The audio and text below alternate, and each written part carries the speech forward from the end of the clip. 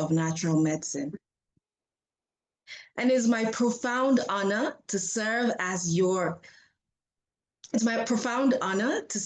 moderator for this momentous occasion, our Harmattan Fall 2025 Matriculation and Orientation Program. Distinguished faculty, esteemed guests, proud families, and most especially our dear matriculating students, welcome. Today is not merely a ceremony, it's a defining threshold, a moment when you step into a tradition that is both ancient and forward-looking, rooted in wisdom, yet driven by innovation. At OICNM, we stand on a vision to advance naturopathic medicine and set uncompromising standards for a healthier future. This is more than education. It's a calling, a commitment to walk a path where nature and science converge, where prevention stands hand in hand with healing, and where every patient is seen not as a collection of symptoms, but as a whole living being. By choosing this journey, you are not just preparing for a career, you are aligning yourself with a movement, one that champions preventive healthcare, patient-centered healing, and respect for the body's innate wisdom. Here, you will encounter the depth of botanical medicine, the precision of acupuncture, the science of nutrition, the insights of biomedicine, and the compassion of counseling. You'll be trained not just to treat illness, but to understand patterns of disharmony and to restore balance at the very root of disease. This journey will test you. It will be rigorous, demanding both intellect and heart. You'll be asked to question assumptions, to think critically, to practice with integrity, and to embrace learning as a lifelong responsibility, but it will also reward you with discovery, with mastery, with the privilege of transforming lives. And remember this, you're not walking alone. Around you are mentors, colleagues, and global community of healers who believe in collaboration, in mentorship, and in shared growth. The bonds you forge here will carry you through your practice and ripple out into the world. As you begin, carry two truths with you. First, you are the future of natural medicine. Second, you are joining a lineage of healers, individuals who believe in power of prevention, the dignity of self-healing, and the necessity of individualized care. Your passion and perseverance will shape not just your destiny, but the health and well-being of countless others. So I urge you, never stop questioning, never stop learning, and never lose sight of the noble purpose that brought you here, to heal, to inspire, and to transform. Once again, welcome to the Olive International College of Natural Medicine.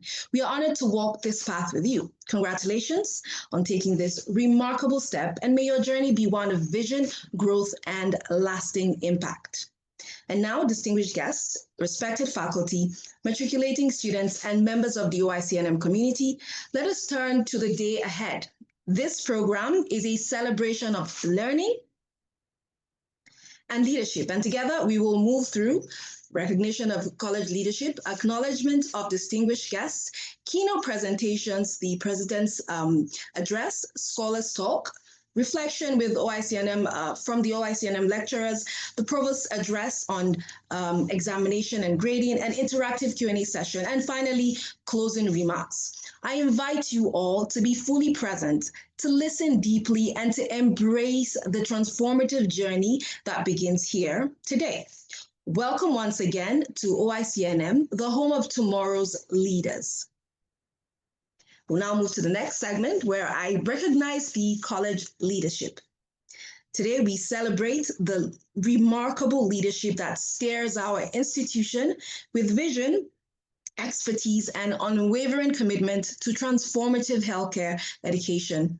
Our college is guided by exceptional individuals who do far more than manage an academic body. They are true architects of change in the evolving landscape of natural medicine. At the helm of our college stands our president, a visionary leader whose passion extends well beyond the walls of this campus.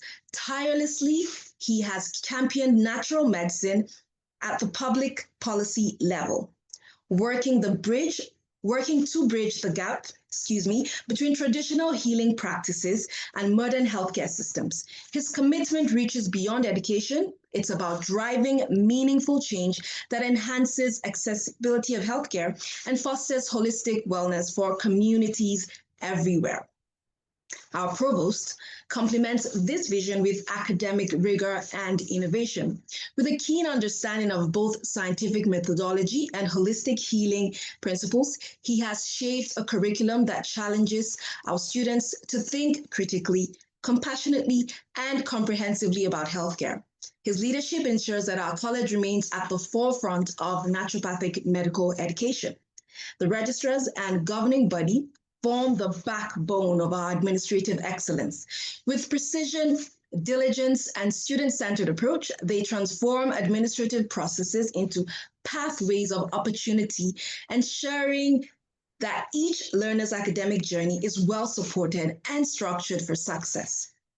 Together, the leadership has created more than an institution. They have nurtured a vibrant community dedicated to advancing the understanding and practice of naturopathic medicine, empowering students to emerge as innovative healthcare practitioners, advocating for integrative approaches to health and wellness, and challenging traditional boundaries in medical education and practices. To our leadership, your vision is transformative. You are not only educating students, you are preparing pioneers, healers, and leaders who will reshape the way the world understands and embraces wellness. As we stand at the threshold of a new academic year, we are reminded that education is not merely the transfer of knowledge, it is the inspiration of change. Your leadership embodies this truth, guiding us toward a future where natural medicine is not only recognized and respected, but also seamlessly integrated into the broader healthcare landscape. For your bold vision, your steadfast commitment, and your relentless dedication to making a difference, we extend our deepest gratitude to our college leadership. We honor you. Now, I can already sense that we are feeling the momentum. What is OICNM all about? We have someone who plays a vital role in shaping the academic and administrative excellence of this institution.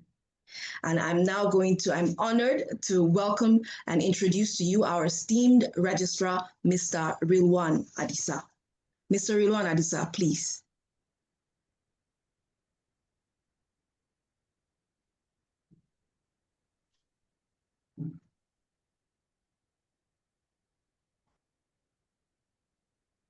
Okay.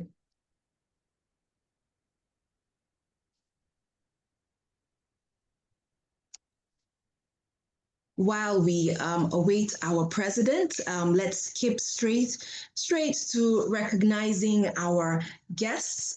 Today, we introduce four extraordinary individuals whose vision and expertise embody the transformative power of leadership and in healthcare, scholarship, and policy.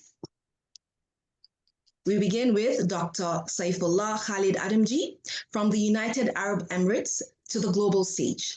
Dr. Adamji has been a driving force in shaping health policies for traditional, complementary, and alternative medicine.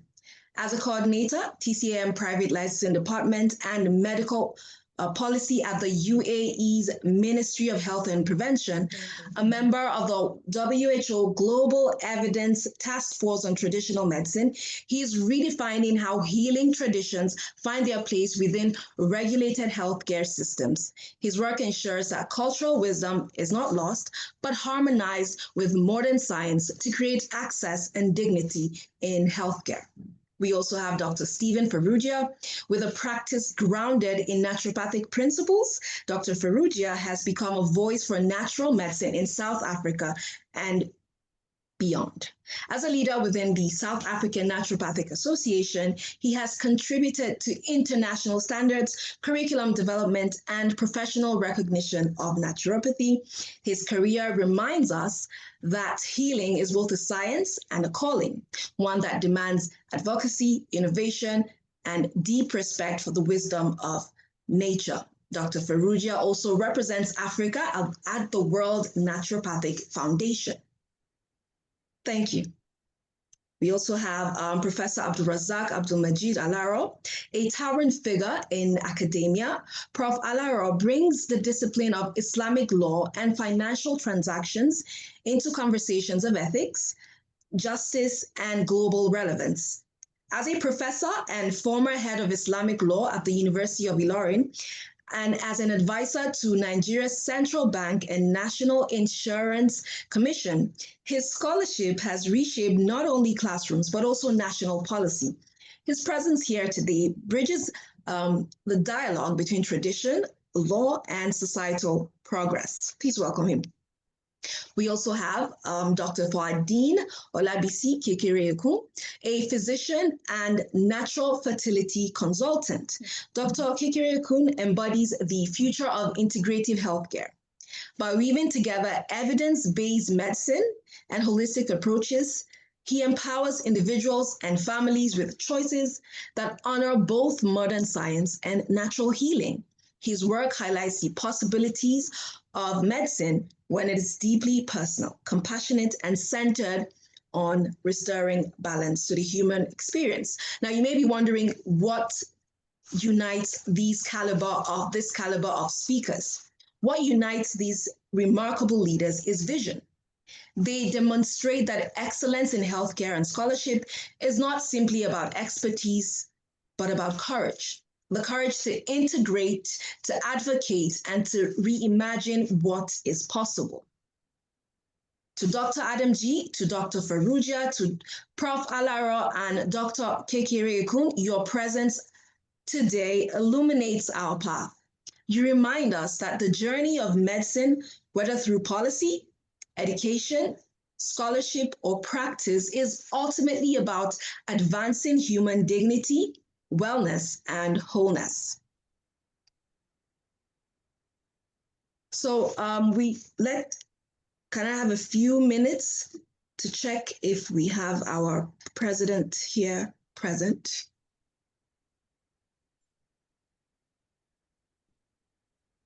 Okay, so let's proceed with the program instead.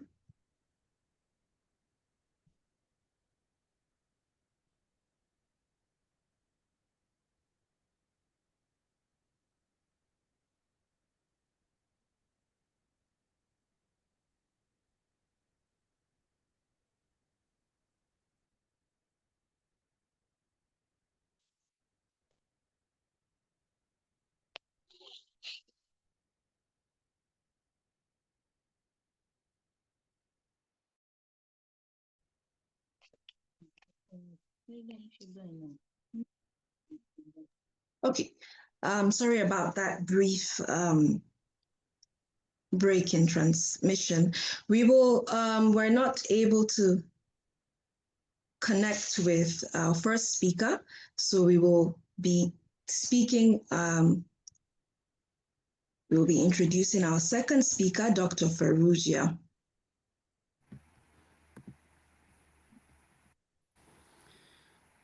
Hi, good afternoon or good morning. Thank you. May I share my screen, Faiza? Yes, please, you may.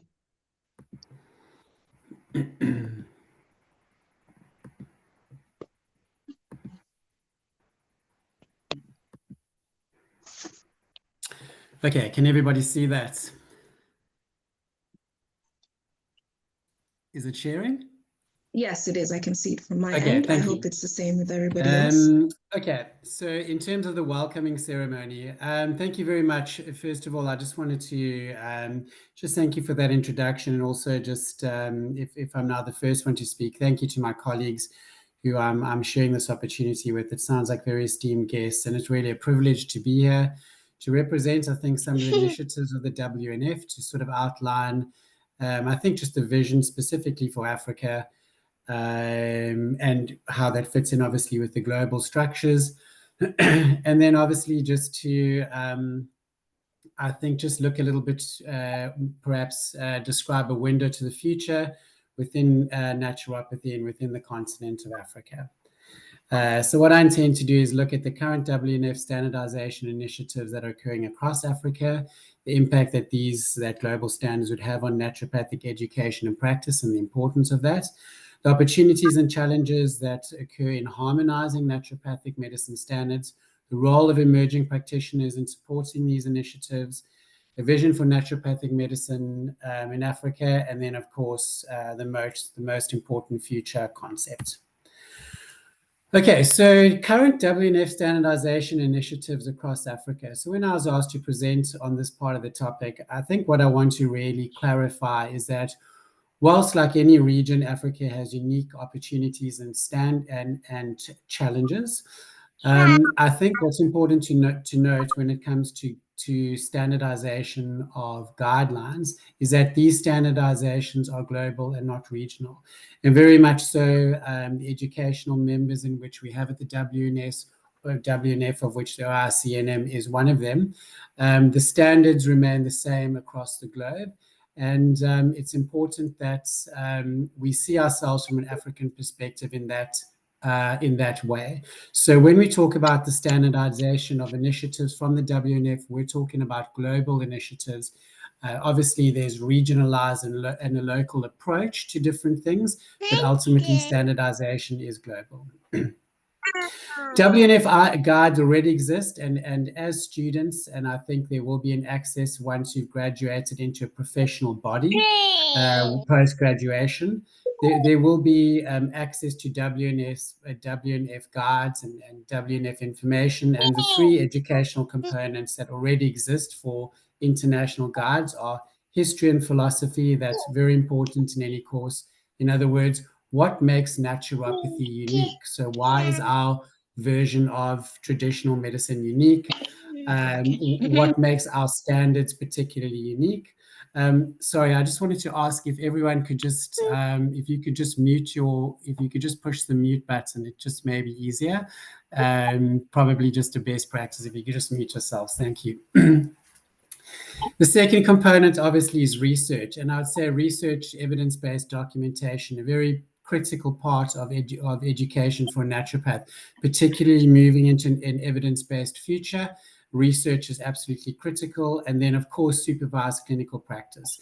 So while there are components of our course that can be taught through e-commerce, through various different media channels, clinical practice is in person, and that must be supervised, and there's certain standards that need to be adhered to with regards to that. So the criteria for naturopathic educational programs have been established, and the focus on this is that we recognize there are ultimately globally two distinct naturopathic pathways. There's a naturopathic practitioner and a naturopathic doctor. And we are currently working on the naturopathic standards to ensure that some of the programs, and there's some historical issues throughout the world where programs have less than a certain number of hours. We're working with those regions in order to bring them up to a global standard. So just to give an idea of the history, as students of what you're coming into, a recent survey was done. There's 131 naturopathic educational programs that we are aware of. This was as of 2021. And ultimately, as I said, there's two arms. So there's a 2,500-hour naturopathic practitioner program and a 4,000-hour naturopathic doctor level program. The primary difference being one is treatment-based and the other would be diagnosis and treatment-based. And of course, all of this is talking about fitting in with the regulatory compliance within the specific country, which varies from country to country. Naturopathic programs usually all include history, philosophy, principles, and theories. That's absolutely vital. What differentiates us from other modalities? Naturopathic medical science modalities and treatments, most important. Supervised clinical practice, ethics and business practice, that's very important. And of course, the research components. The impact of global standards on naturopathic education and practice. Of course, this assists with regulatory efforts. So as we can reflect on and we can report on, rather, in an evidence-based way, how practices and educational components are standardized. This assists us with assisting our member countries with regulatory efforts. And what does a regulatory effort means? It means it's the goal of every naturopathic professional association, which is to be legislatively recognized within that country with a legislatively defined scope of practice. Now, that will differ from region to region, but generally there are, I would say, 80 to 90% similarities in how the profession is regulated, and a lot of that has to do with the evidence base in which we're able to present to organizations, which they can present to their governments. What does this do? It ensures we can move forward. It decreases the encroachment of educational providers in offering substandard or predominantly online naturopathic education. In other words, we're wanting inadequately trained people who call themselves naturopaths to be removed out of the system, and we want to have crystal clear standards for education, both from educational providers as well as from qualified people. This provides a framework of collaboration with other traditional medicine professions, both internationally and locally within, so for example, collaboration with Chinese medicine or homeopathy. Opportunities and challenges in harmonizing naturopathic standards. So I think, first of all, just the opportunities. Why do we want to standardize these things?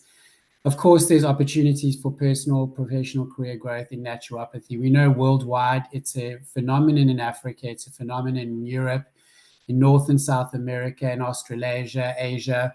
We know that demand for naturopathy is increasing, and just, I think, a general consumer awareness of the benefits of natural health is increasing. So, of course, qualified opportunities in these careers are high. And we just believe that where there's standardization and harmonizing of naturopathic standards, it tends toward international professional collaboration. Some of the challenges, again, we have some programs, and it is changing, but there's historically the legacy of smaller, shorter programs where graduates are inadequately trained and not properly qualified, or the term naturopathy is used for people that are potentially not qualified.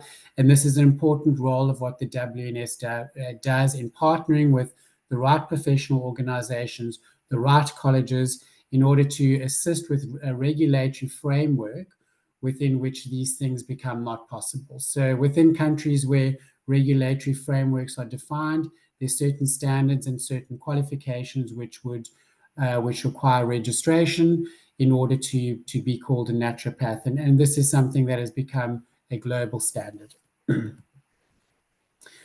What is the role of emerging practitioners in supporting these initiatives? So these are questions that will be asked for the students once you graduate. So in other words, what happens once you start practicing, and what is your role in the world?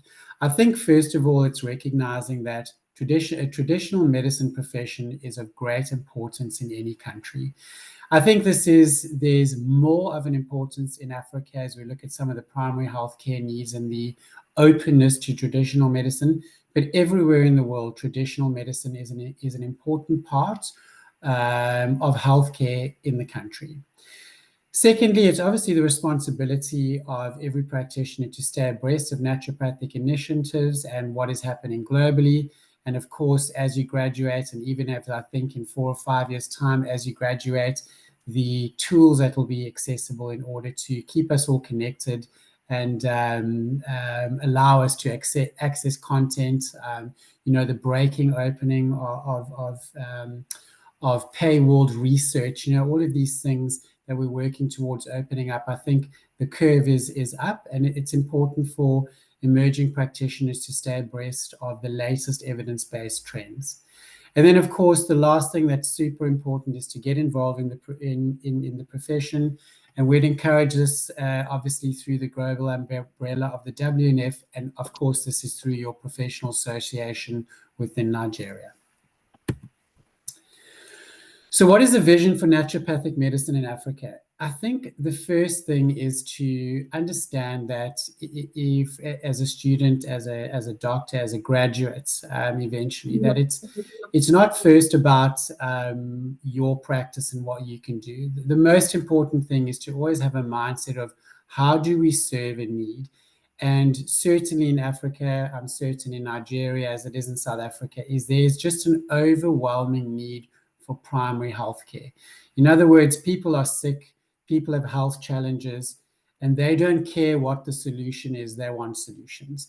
And a qualified graduate with tools, with lifestyle tools, with herbal medicine tools, with naturopathic tools is so well positioned to treat people at their need. And it's just something I think to have as a mindset. So first of all, I think naturopathic doctors in Africa with serving needs, with a need-serving mindset. The second thing I think is to really capitalize on the opportunity we have in Africa, which is unique in the sense of really an openness to herbal and traditional medicines. In more developed areas of the world, there is an openness in what would be called complementary medicines, but really there's a very strict allopathic mindset. And I think it's something that's unique to Africa and certainly an opportunity for naturopathy to bring in standardized, professional, and effective solutions in a traditional medicine model. Of course, the big vision really is for us, from an African perspective, not just to be, how to learn and how to go along with what are global standards, but actually to contribute to innovative global healthcare. We have unique needs, unique challenges, unique opportunities in Africa, and it's a great opportunity for African naturopaths to make a stamp in the global world and actually to develop practices, conduct research, and just set standards where the rest of the world can also follow. And I think that's an important mindset to have as you learn about these subjects and you go into a career, but it's how do we contribute to innovative global healthcare?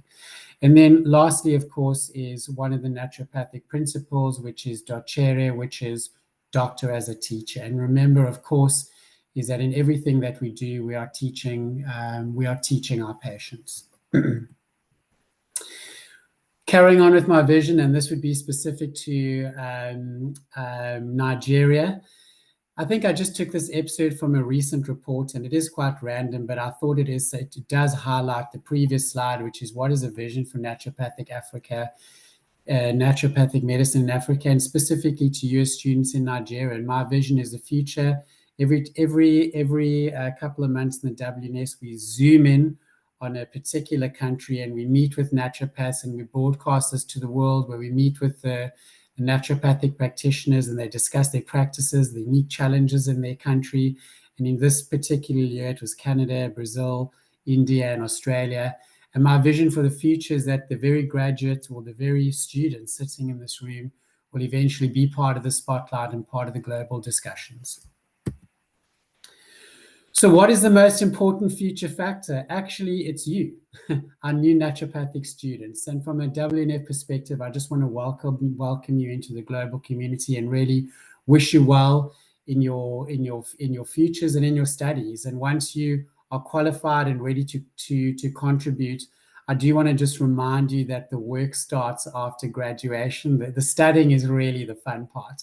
And that's when the work starts. And that's, I think, when you can really get the best balance in terms of generating, I think, reward from hard work. And that really is from when we start working. And may this beginning of this walk towards graduation mark the beginning of a fulfilling journey with many blessings and much reward to all of you.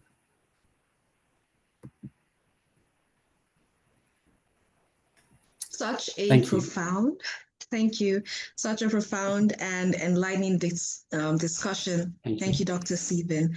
So that was our first speaker speaking on the global standardization of naturopathic medicine, the WNF's initiatives and impact. We've only just begun, but already the wisdom shared is laying a strong foundation for this incredible journey. Let's keep the momentum going as we welcome our next speaker, the head of nutrition department at the OICNM, to give us a brief about our very own Olive International College of Naturopathic Medicine. Please join me in welcoming Dr. Jamila Omale.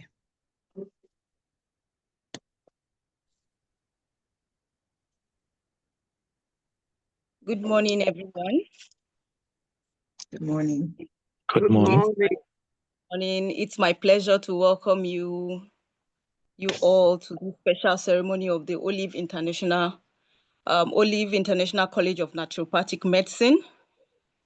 I humbly acknowledge the presence of the provost, the president, distinguished guests, faculty members, of course, old and new students.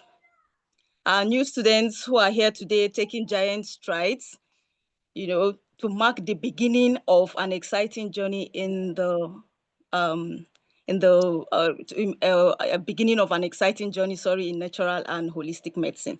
So briefly, OICNM is a world-class institution that was founded in 2019 and is located in Ikorodu, Lagos State, Nigeria.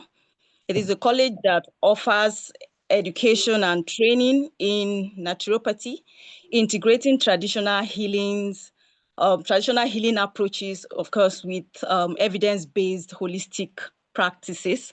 So at OICNM, we offer doctorate courses, diploma, as well as certificate courses. We have Doctor of Naturopathic Medicine, Doctor of Medicine in Acupuncture, Doctor of Traditional Islamic Medicine, as well as Diploma in Naturopathy, Diploma in Clinical Acupuncture, as well as certificate courses in Diet and Nutrition Therapy. We also have certificate courses in Herbal Medicine, diagnosis, amongst others. So here is where it gets more interesting. OICNM is the only naturopathic college in Nigeria that is that is recognized by the World Naturopathic Foundation, the World Naturopathic Federation. It is also recognized by the Nigerian Council of Physicians of Natural Medicine, and also by the Nigerian Association of Clinical Acupuncturists, and also the Lagos State Traditional Medicine Board, and then the Council of West African Provosts. So you will agree with me that these recognitions solidify OICNM's position as a reputable institution. So our mission at OICNM is to educate and empower a new generation of professional healthcare, healthcare professionals in the field of natural medicine. So we emphasize a holistic approach, and our goal is to reduce quackery in the natural medicine space by ensuring and maintaining high standard of education, accreditation, and safe practices. So for more information and updates, OICNM maintains an active presence on social media, all social media platforms. So you know where to go when you need information on latest information on the programs, on the events, and of course on developments in the field of natural medicine. So I want to use this opportunity to congratulate our new students, and I want to tell you that you are not alone. Any information you need concerning the school, the college, you know where to go. We're all here for you, and congratulations once again to the groundbreakers. Thank you. Thank you. Thank you, Dr. Jamila. With that, let us transition to our next enlightening session. When it comes to ensuring that natural medicine is recognized, respected, and effectively regulated, few voices carry as much weight as our next speaker, Dr. Saifullah Khalid Adamji, whose leadership has shaped policies that integrate traditional healing systems into regulated frameworks, ensuring safety, accessibility, and global credibility. Today, he brings us insights on regulatory frameworks for natural medicine, UAE's best practices, and OICNM's compliance strategies. Please join me in warmly welcoming Dr. Saifullah Khalid Adamji. Assalamu alaikum and good morning. In fact, I suppose it's going to be good afternoon now after some time. Okay, it's already afternoon over here in UAE, and my greetings to all the faculty, staff, and the management, and the to-be naturopaths for the future naturopaths in Nigeria and the African continent. Okay. Had a very good word of wisdom heard from the Dr. Stephen and the other distinguished management like team who was she was there speaking. And it's my honor, my privilege to address the students in for such a nice gathering. And I wish them luck for the future and all that. Thank you very much for inviting me. Like just going directly for the like uh, addressing the students and all those people, those who have gathered here in this meeting. Uh, First of all, it's an honor for you, I would say, that to choose the traditional medicine as the career pathway, different from the conventional medicine. It wouldn't be an easy thing for you guys when you graduate later on, later years, to convince the people to switch the treatment modules from conventional to uh, the traditional way of treating the medicine, like the diseases. Of course, these are the prevailing traditional system long since long back, since centuries in every part of the world, especially the Africa and the Asian subcontinent, where the people have been using those methodologies to treat the curable and the incurable diseases as well. Uh, but we are lucky enough to be in the era where these medicines have been recognized as the way of treating simultaneously as the way the conventional medicine is being treated.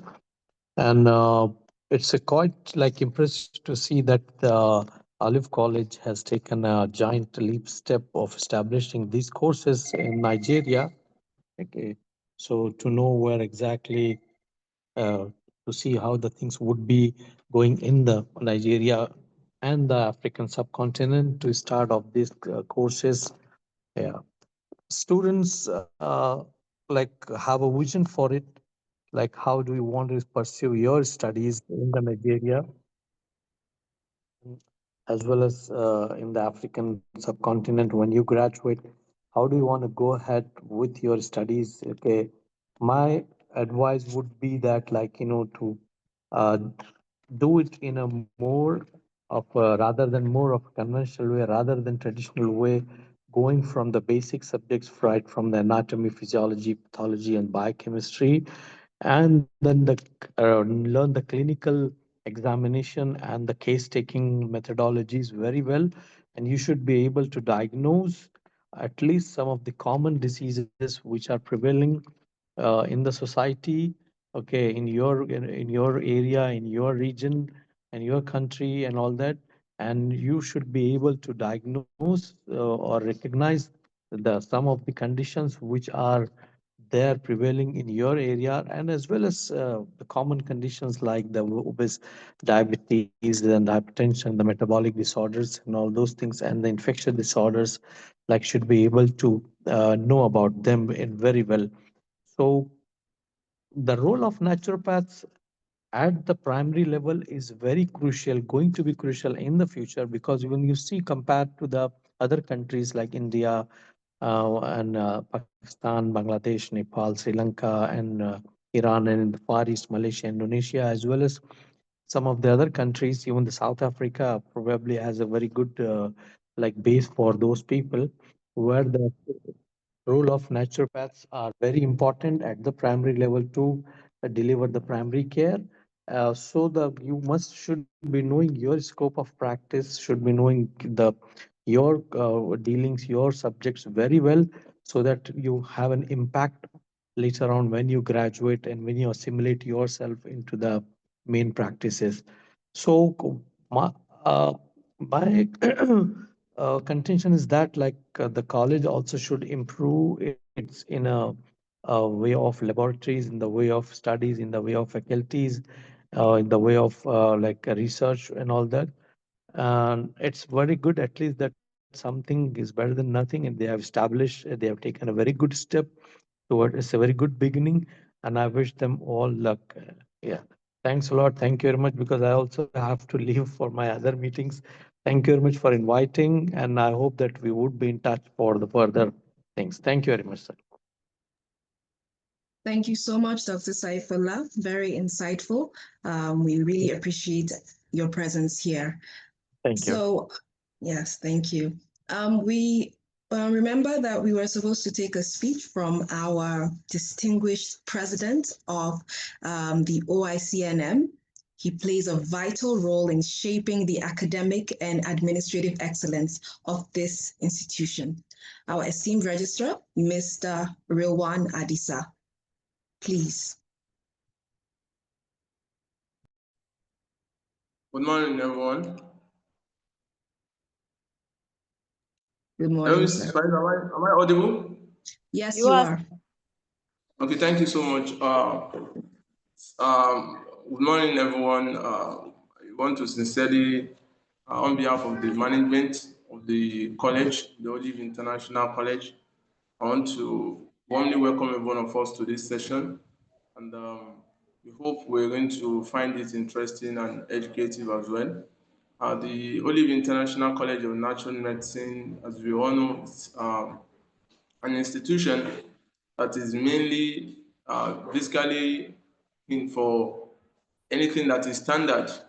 So the institution is really, doing its best to ensure there is standard in the natural medicine profession, and we also have a lot of students, across various countries in the world, in Nigeria and also outside Nigeria, and everyone we are doing our best to make sure we teach very well, and our students also prosper in their various line of businesses, especially when it comes to natural medicine. And we're also blessed as an institution with capable lecturers, far and wide from Nigeria and outside Nigeria, who are equally doing the best to ensure we give the best to our students. And the management also, on its own part, is also doing all the very best to ensure we give what is also the best to our students across the globe. And we thank God for that, and we're doing our best in that regard also. So on this note, I want to congratulate our students, the matriculating student today. I wish you all the very best, and I want to assure you that you've chosen the right institution to learn natural medicine, and that is OICNM. So you are in the right place, and you are going to get the best from all of us.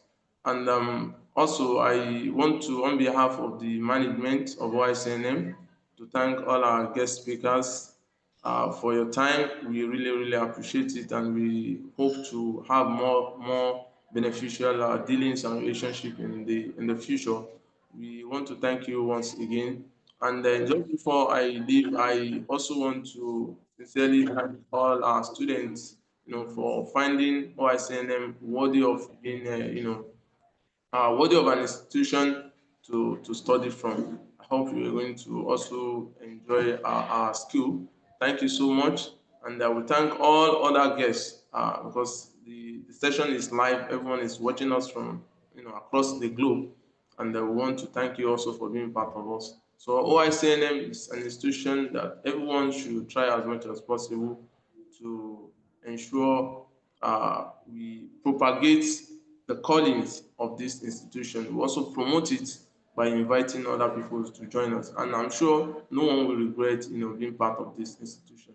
So I want to sincerely thank every one of you. Thank you so much, our moderator also. Thank you very much. Thank you very much, sir. We appreciate it. You're most welcome. Assalamu alaikum. Next, we need to understand that we are trying to show the cross sections between policy, between health, and between our general existence and survival as a human race. Vision must walk hand in hand with responsibility. To guide us on how natural medicine can flourish within the bounds of law and ethics, please welcome Professor Abdulrazak A. Alaro, speaking on natural medicine and Nigerian law, staying within the scope and avoiding liability. Professor, please go ahead. Thank you. A very good morning to you all, and it's my pleasure to be with you in this matriculation exercise for this semester. I'm not sure if I'm going to be able to share my screen, but let me try that. Otherwise, I will make the slides available to you all subsequently. But let me be sure, can you hear me clearly? We are No hearing you, response. sir. We can hear you clearly, We are sir. hearing you, sir. Oh, thank you very much. Yeah, that's very important. I'm going to take just about 20 minutes or thereabout of your time to talk about something that is very, very critical in the journey that you are starting today as practitioners to be in natural medicine practices. Natural medicine and the Nigerian law, staying within the scope and avoiding liability. You know, one thing that is quite unique about law and legal practice is that you cannot avoid being regulated by law in whatever profession you have chosen.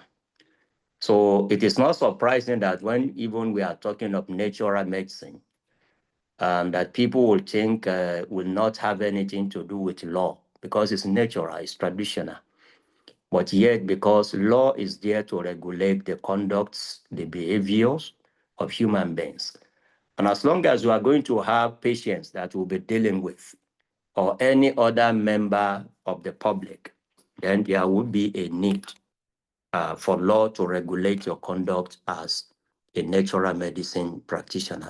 And that is why I quite appreciate the choice of today's topic by the organizers, so that, as stated in the topic, you will know the scope within which you are expected to operate. You do not go beyond that.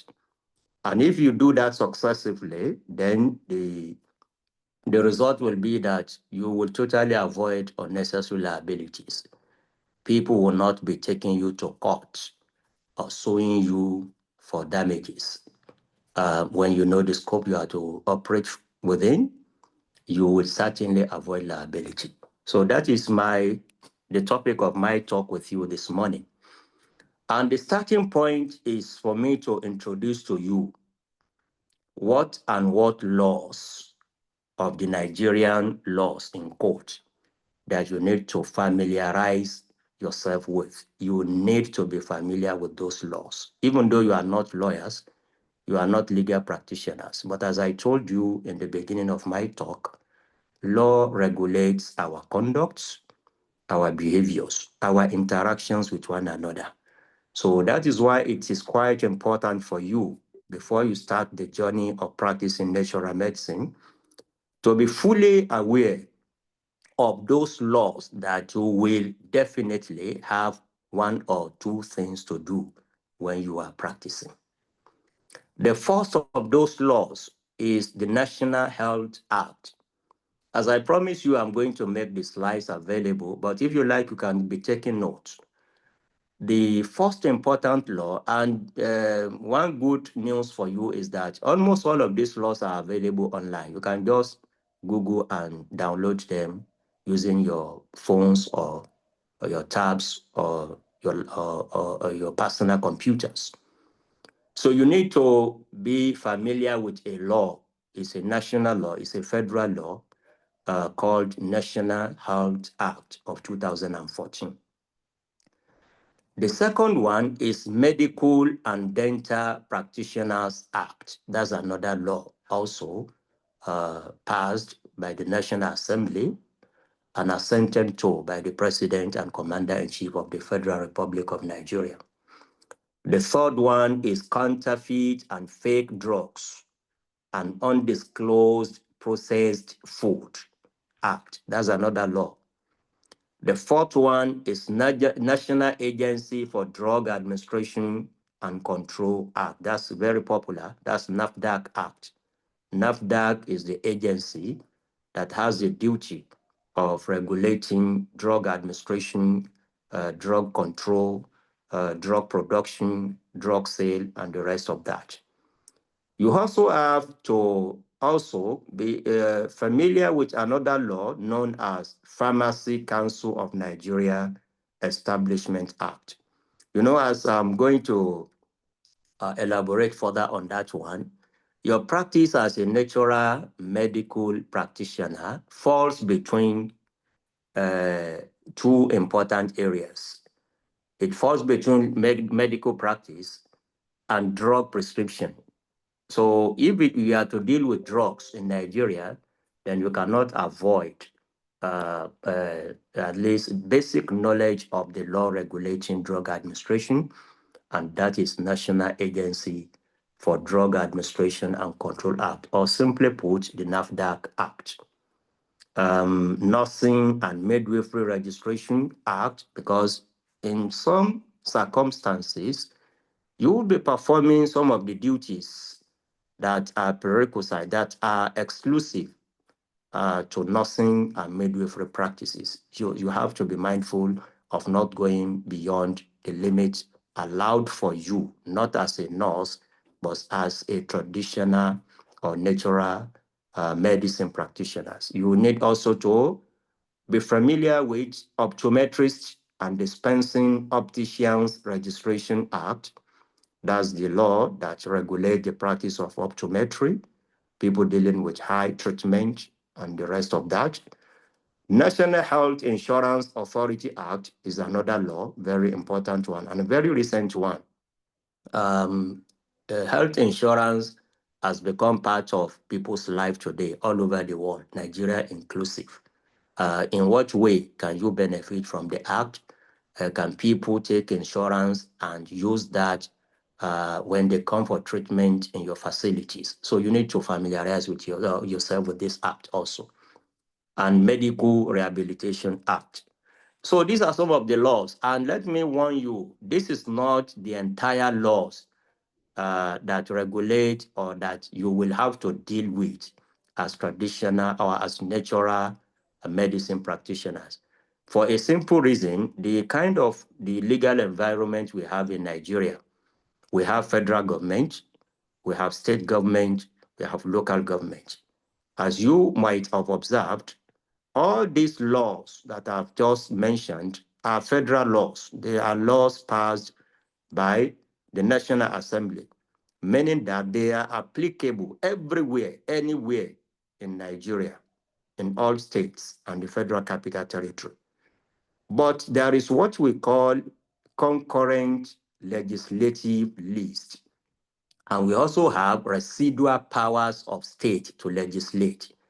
I don't want to bother you with a lot of legal jargons, but what this means simply is that in addition to the power of the National Assembly to legislate, to make laws, to regulate the practice of medicine, as they have done in some of the laws that I've just mentioned to you, there are certain instances where states in Nigeria also have powers to legislate, and that is where what we call in concurrent legislative list. Federal government can legislate, but there's nothing stopping a state government to also, a state house of assembly, to be precise, to also say we want to regulate certain area of practice, medical practice in our own state. So this will require you to know in the state that you are going to operate, that you are going to practice, find out from those who know what are the specific laws that are in operation in that state. So it's very, very important for you to be familiar with all these laws, the national ones, the federal ones, as well as those that are specific to some of the states that we have in the federation. It's very funny. Let me tell you this. The healthcare in Nigeria remains up till today one of the gray areas in the Constitution of the Federal Republic of Nigeria. In the Constitution of Nigeria, there is what we call exclusive legislative list, that no state can dare make any law in those areas because they are reserved for the National Assembly, for the federal called concurrent legislative list. That is what I told you about federal government having laws, and they cannot also stop state from having specific laws that will apply in their states alone. If any area is not mentioned, any area of human endeavor is not mentioned in either concurrent or powers.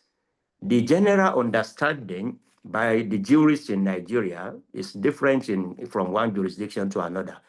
But what people have come to agree on in Nigeria is that all residual powers belong to state government, meaning that if something is not an exclusive list, it's also not on concurrent list, then it belongs to the states. Funny enough, healthcare is neither mentioned in exclusive or concurrent. And that is why a lot of people will argue up till today that it's even the states that have more powers to legislate on healthcare provision than even the federal government. But it's enough for you as a practitioner just to familiarize yourself with even the laws that are made in the state of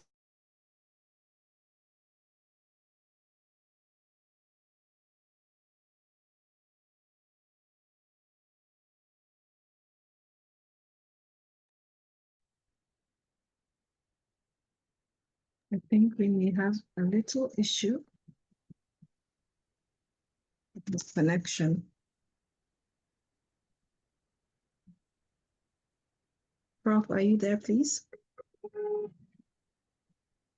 Looks like he's trying to reconnect. Am I audible though? Can you hear me? Just so I know it's not my problem.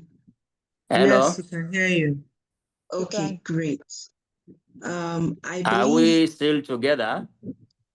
yes, sir, we are together. Please proceed. So where did we stop? The moderator, you need to remind me because I didn't know when the line got disconnected. At what point did we stop? I believe we stopped where you said that some believe that the power for this healthcare laws lies within the state. Yeah, rather because than it's federal regarded as a government. residual power. Okay, thank you. Yes. That's very good. So all I would like to tell you on that, in order not to take much of your time with all these legal jargons, is the fact that I'm advising you to not only familiarize yourself with national or federal laws, but you must pick interest in the laws that are made by the State House of Assembly where you intend to practice. Whether we say is their own residual power, or as some people will believe, is a concurrent power between federal and state. But the bottom line is that you cannot ignore laws made by the State House of Assembly if it comes to healthcare provision. So staying within the scope, let's go now to what is more important. How do you stay within the scope and you will avoid liability? Natural medicine between medical practice and drug prescription. I think I mentioned this a short while ago.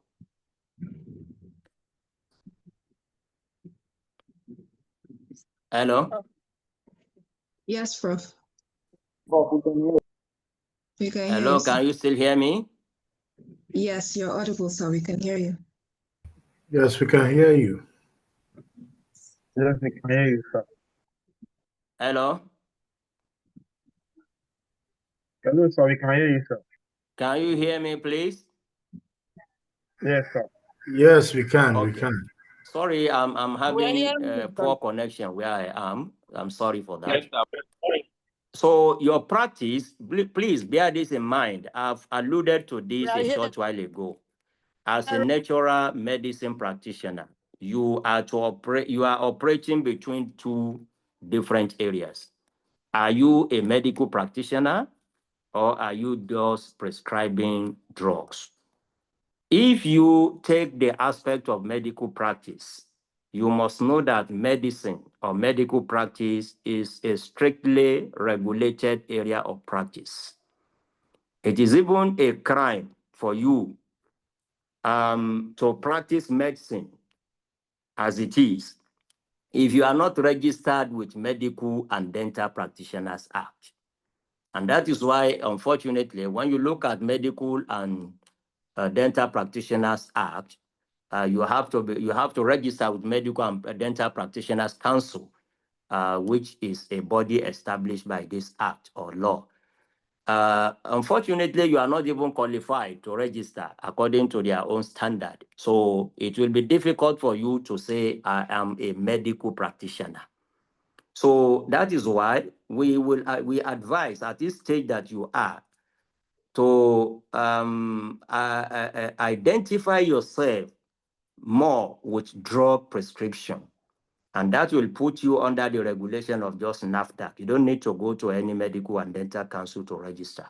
You are prescribing drug, and that is safer for you. Until and unless I understand the efforts being made by the stakeholders in your industry to have your own act too. But I believe up till today, it remains a bill, a proposed bill at the National Assembly, and is yet to be passed as an act of that body.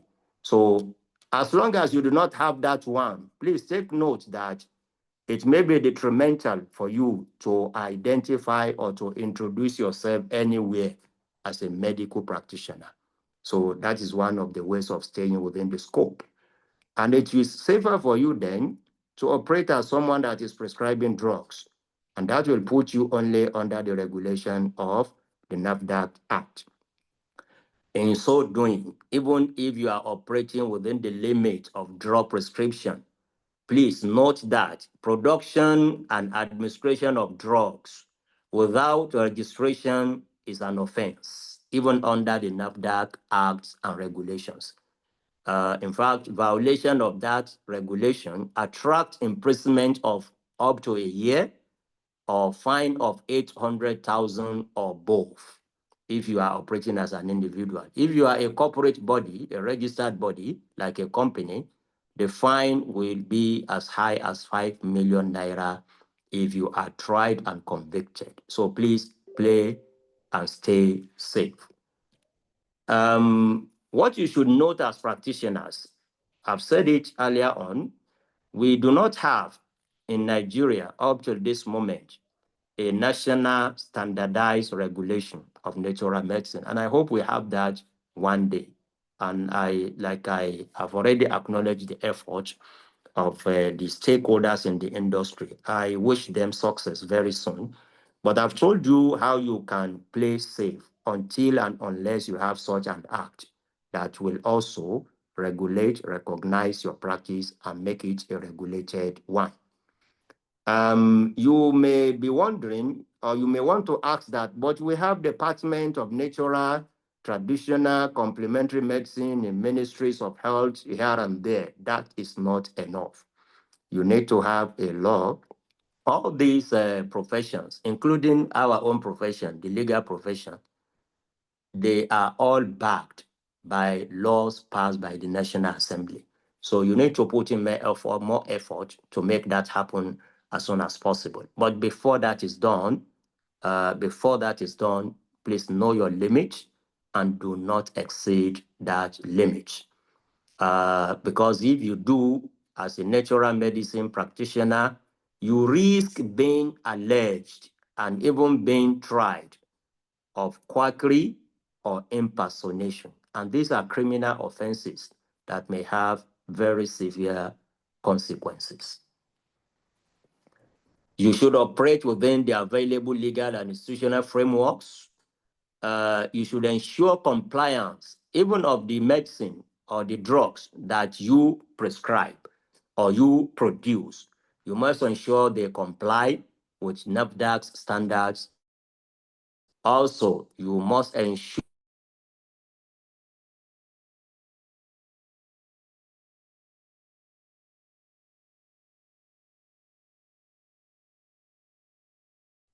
Okay, moderator, we are back.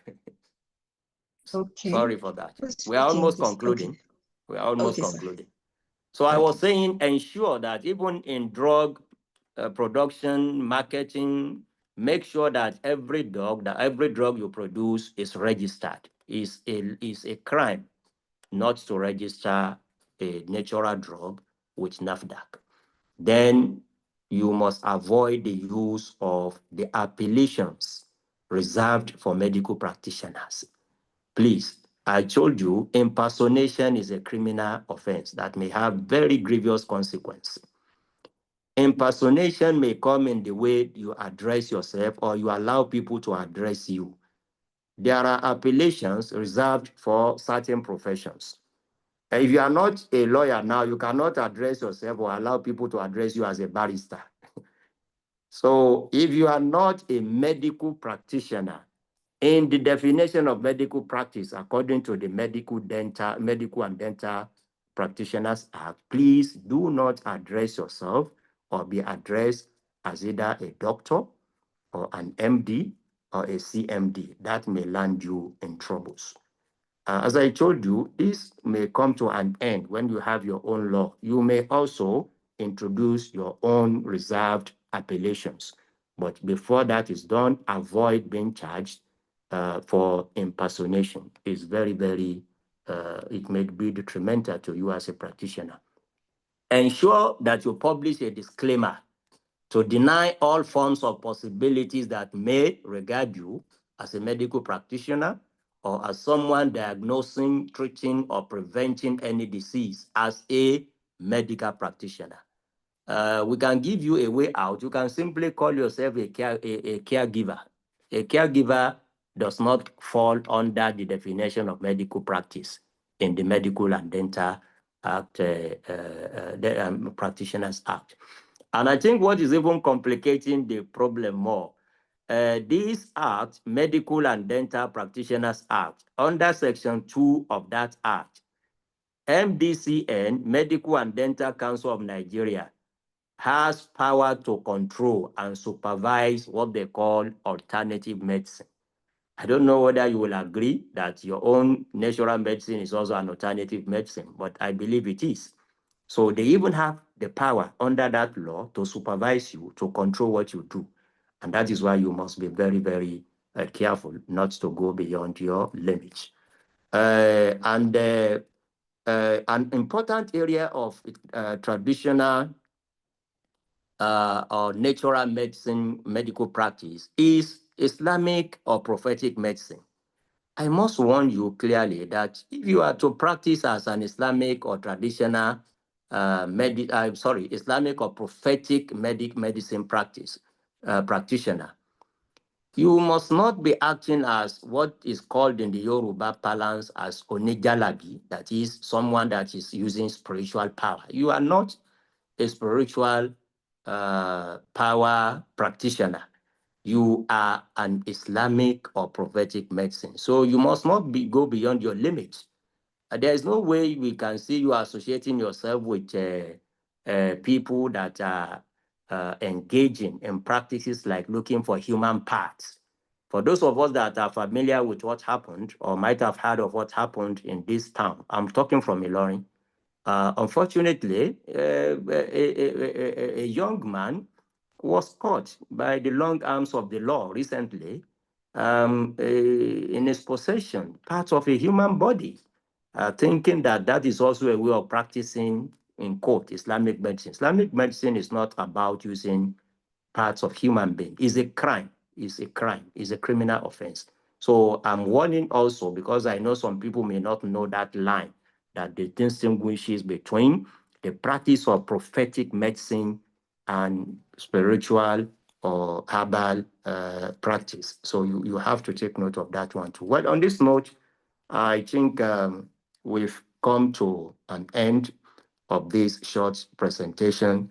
And let me also take this opportunity of congratulating you for becoming students of this important institution of learning. And as you embark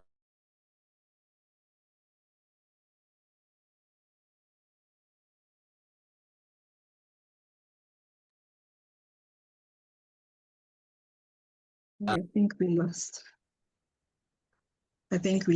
him again, but thankfully he was already through with his speech. I can sense many of you reflecting deeply on what's been shared.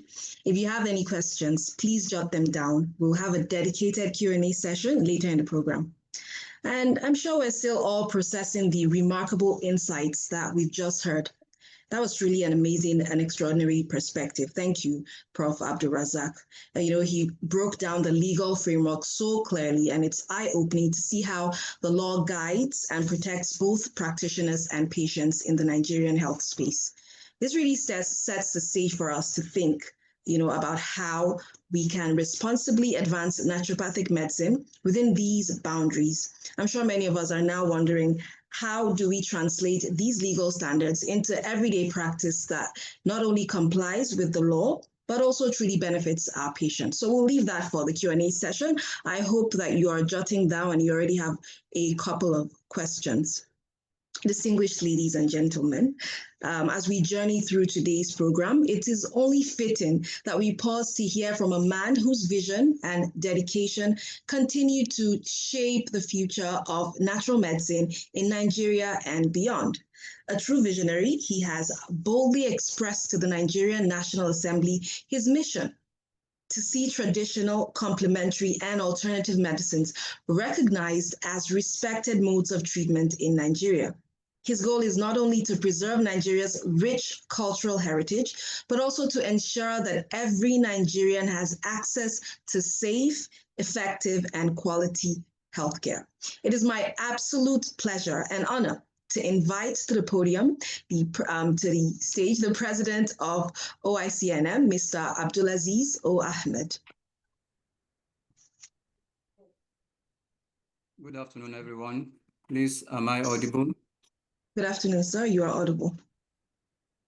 Okay. Distinguished guests, our honored provost, and esteemed faculty members, and most importantly, our new matriculants. I greet everyone, and I ask that may the peace and blessings and mercy of the Almighty God be upon you. I warmly welcome you to the orientation and matriculation ceremony at OICNM, the #1 college of natural medicine in Nigeria, duly recognized by the World Naturopathic Federation, WNF.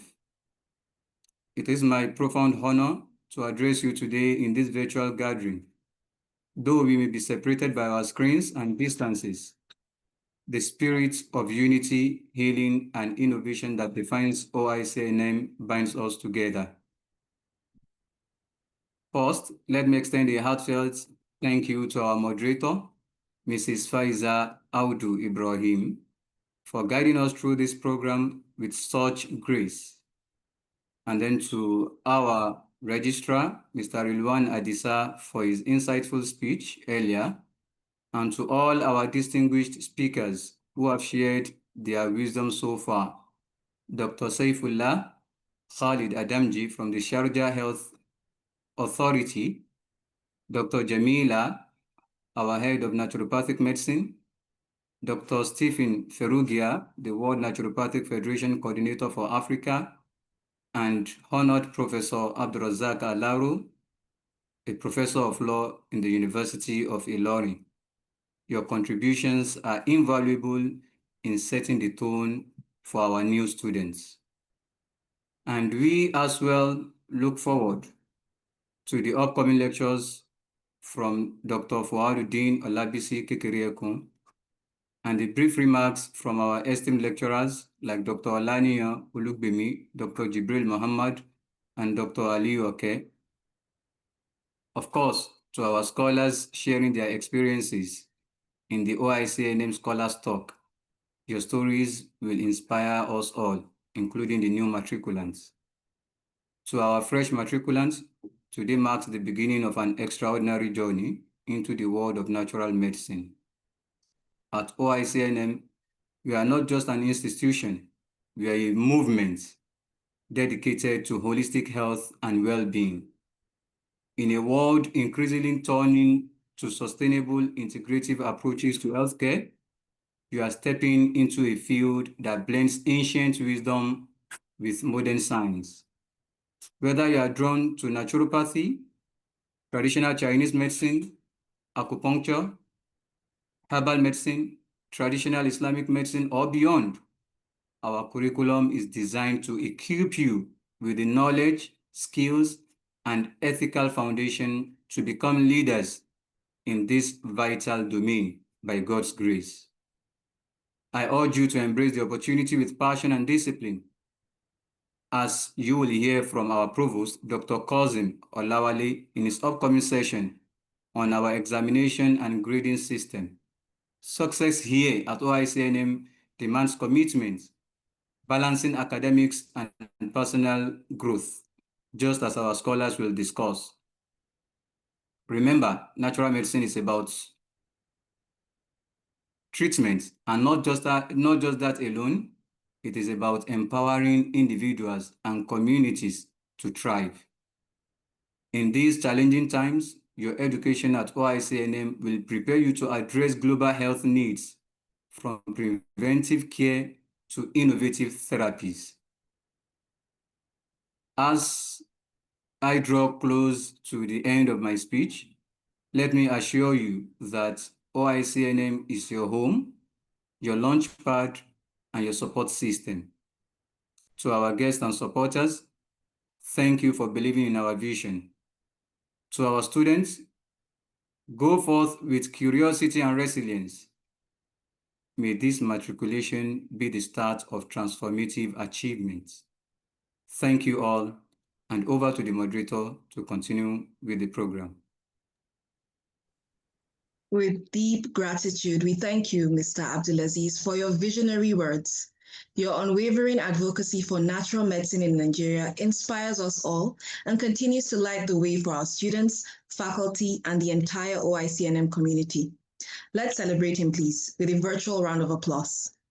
We are building up to an exciting conclusion. I can't see the celebrations in the chat, please. We are building up to an exciting conclusion, so stay engaged, thank you, and keep those questions coming.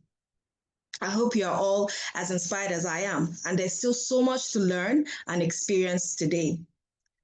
From global perspectives to local impact, we now turn to our educators who bring vision to life through knowledge and mentorship. Our distinguished OICNM lecturers will share their insights. We're going to begin with Dr. Olubemi Olaniyan, our distinguished Dean of Basic Medical Sciences. Dr. Olaniyan, please.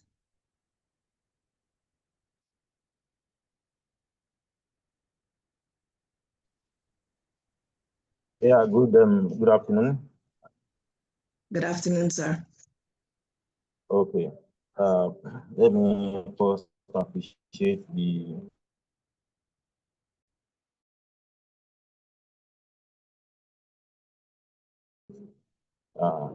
matriculation ceremony. I'll be also congratulating our distinguished speakers, Professor Lo and University of Ilorin, for that wonderful lecture, for opening our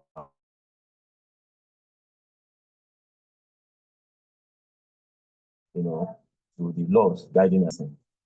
Let me also add to it that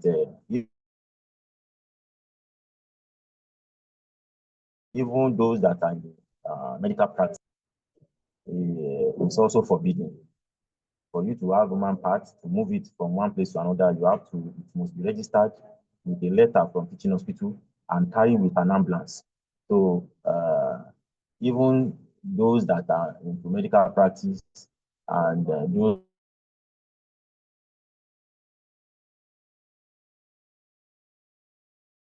that are not, it is generally forbidden that also, be dealt with in the past, thinking that, okay, the medical practitioners from one university, you need a cadaveric bodies and all that, you can just move it here and there. So having said that, I also want to congratulate Dr. Saifullah Khalid Adamji, Senior in charge of licensing and medical policies, UAE, for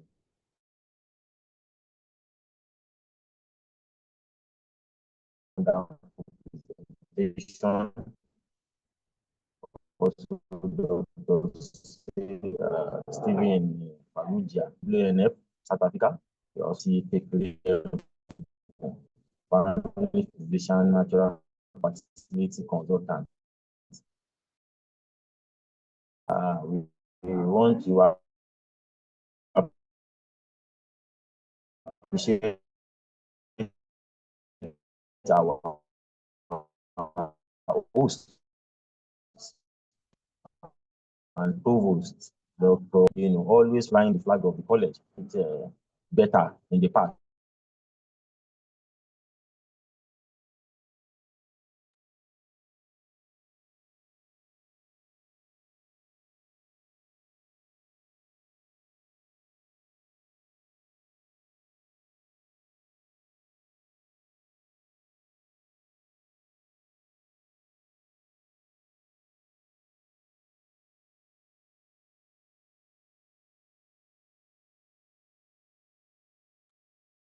It appears we're having, Dr. Olaniyan may be having some difficulties. So if Dr. Aliyu Okay is around, please let's have a few words of encouragement to our students, our matriculants. Thank you.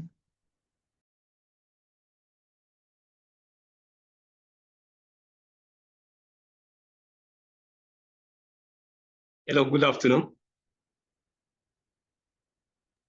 Good afternoon, sir. Yeah, thank you so much. I'm having a slight challenge with my video, so kindly allow me to proceed. Please go ahead, sir. Thank you so much.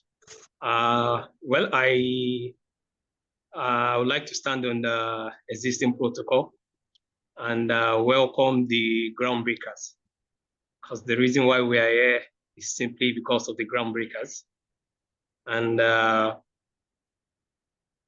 fact is that it is with great pleasure that I welcome all the groundbreakers to a new chapter in their life, to a new chapter in their journey, a path to dedicated, compassionate healing, understanding and service through the art of science of medicine, natural medicine. I would personally also would like to say to the groundbreakers that as they begin their professional program with OICNM, they are stepping into a lineage of wisdom that have spanned centuries and cultures. So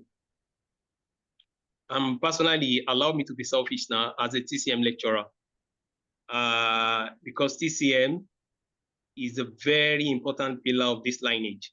It's a very, very key important part of this lineage. And over time, they will tend to understand what I'm saying now.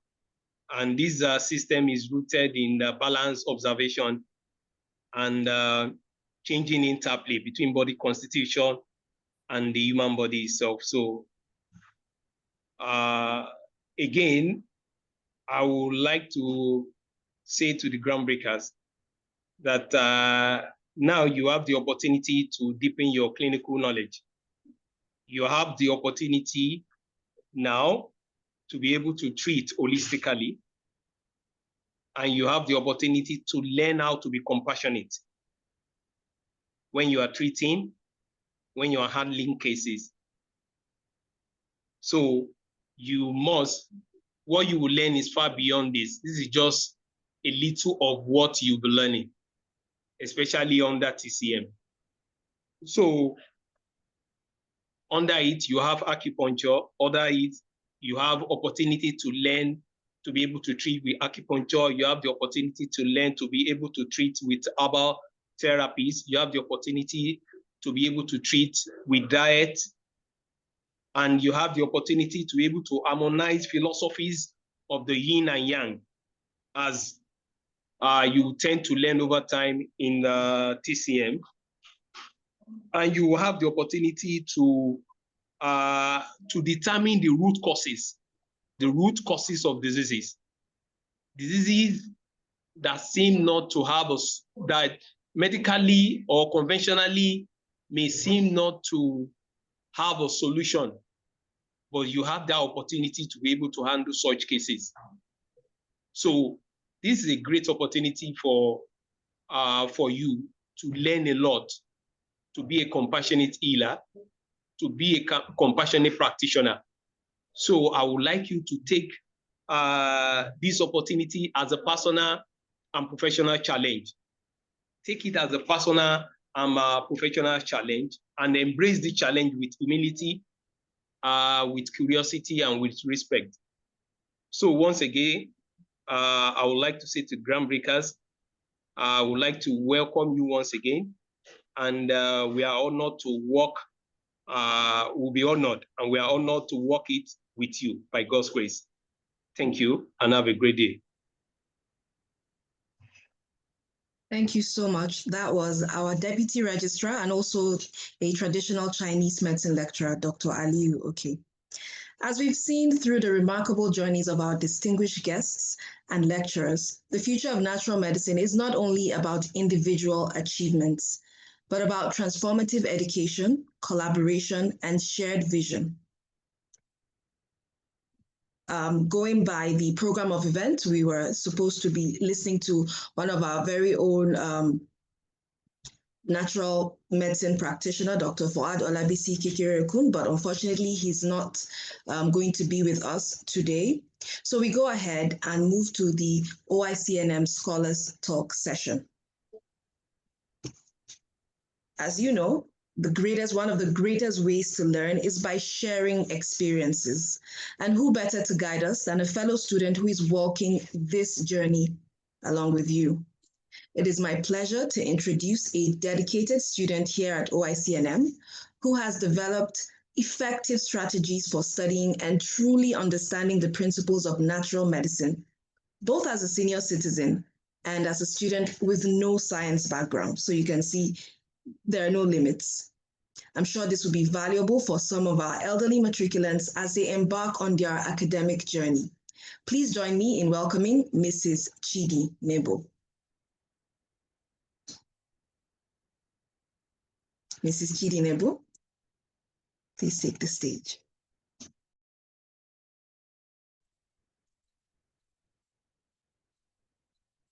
Good afternoon, everyone. Sorry, I'm only going to do audio because my network quality is poor here. Good afternoon, no problems. Good day, everyone, the management and staff of OICNM, invited guests, fellow students, and our amiable groundbreakers. My name is Chidebere Lois Nebo. I'm a second-year student, second semester diploma in naturopathy, the final semester. I come from a background of business. I have BSc in business administration.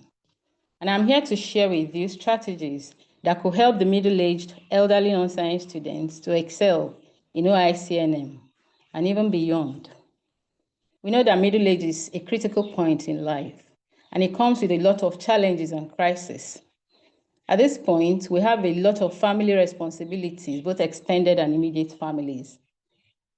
We also have social responsibilities, financial concerns, physical changes and health issues like aging and menopause for women, and a lot of anxiety issues. The anxiety then doubles when old dog tries to learn new tricks. Like me now going from business to medicine, studying anatomy and physiology, biochemistry, Chinese medicine, and acupuncture, and it's not a walk in the park. But a wise woman once said that the excitement of learning separates the youth from old age, and that as long as you are learning, you are not old. So I'm telling everyone here now that regardless of your age and your background, you can excel. The first thing is the willingness, which I believe that you have attained, and that is why you're all here. We need to pray for God's guidance, enabling circumstances, power of assimilation, and for whatever else you think you might need to thrive in this new endeavor. Because it's not always all those who start a race that get to the finish line. Then you can devise your strategies. For me, the first strategy was buying time, arranging my affairs, because I had to reduce some businesses that need my constant and direct involvement. I realized that OICNM is not a part-time school because it takes fuller time than whatever full-time school I had attended in the past. And for not having a science background, I realized I have to do double in order to meet up with the expectations.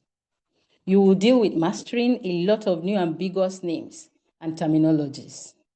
So that requires reconfiguring my brain. And to achieve this, I employed two specific tools. One is audio aids. The second one is visual aids. Because we realize that most adults don't have enough time to read. So what I did was I had to record the passages that I want to commit to my memory.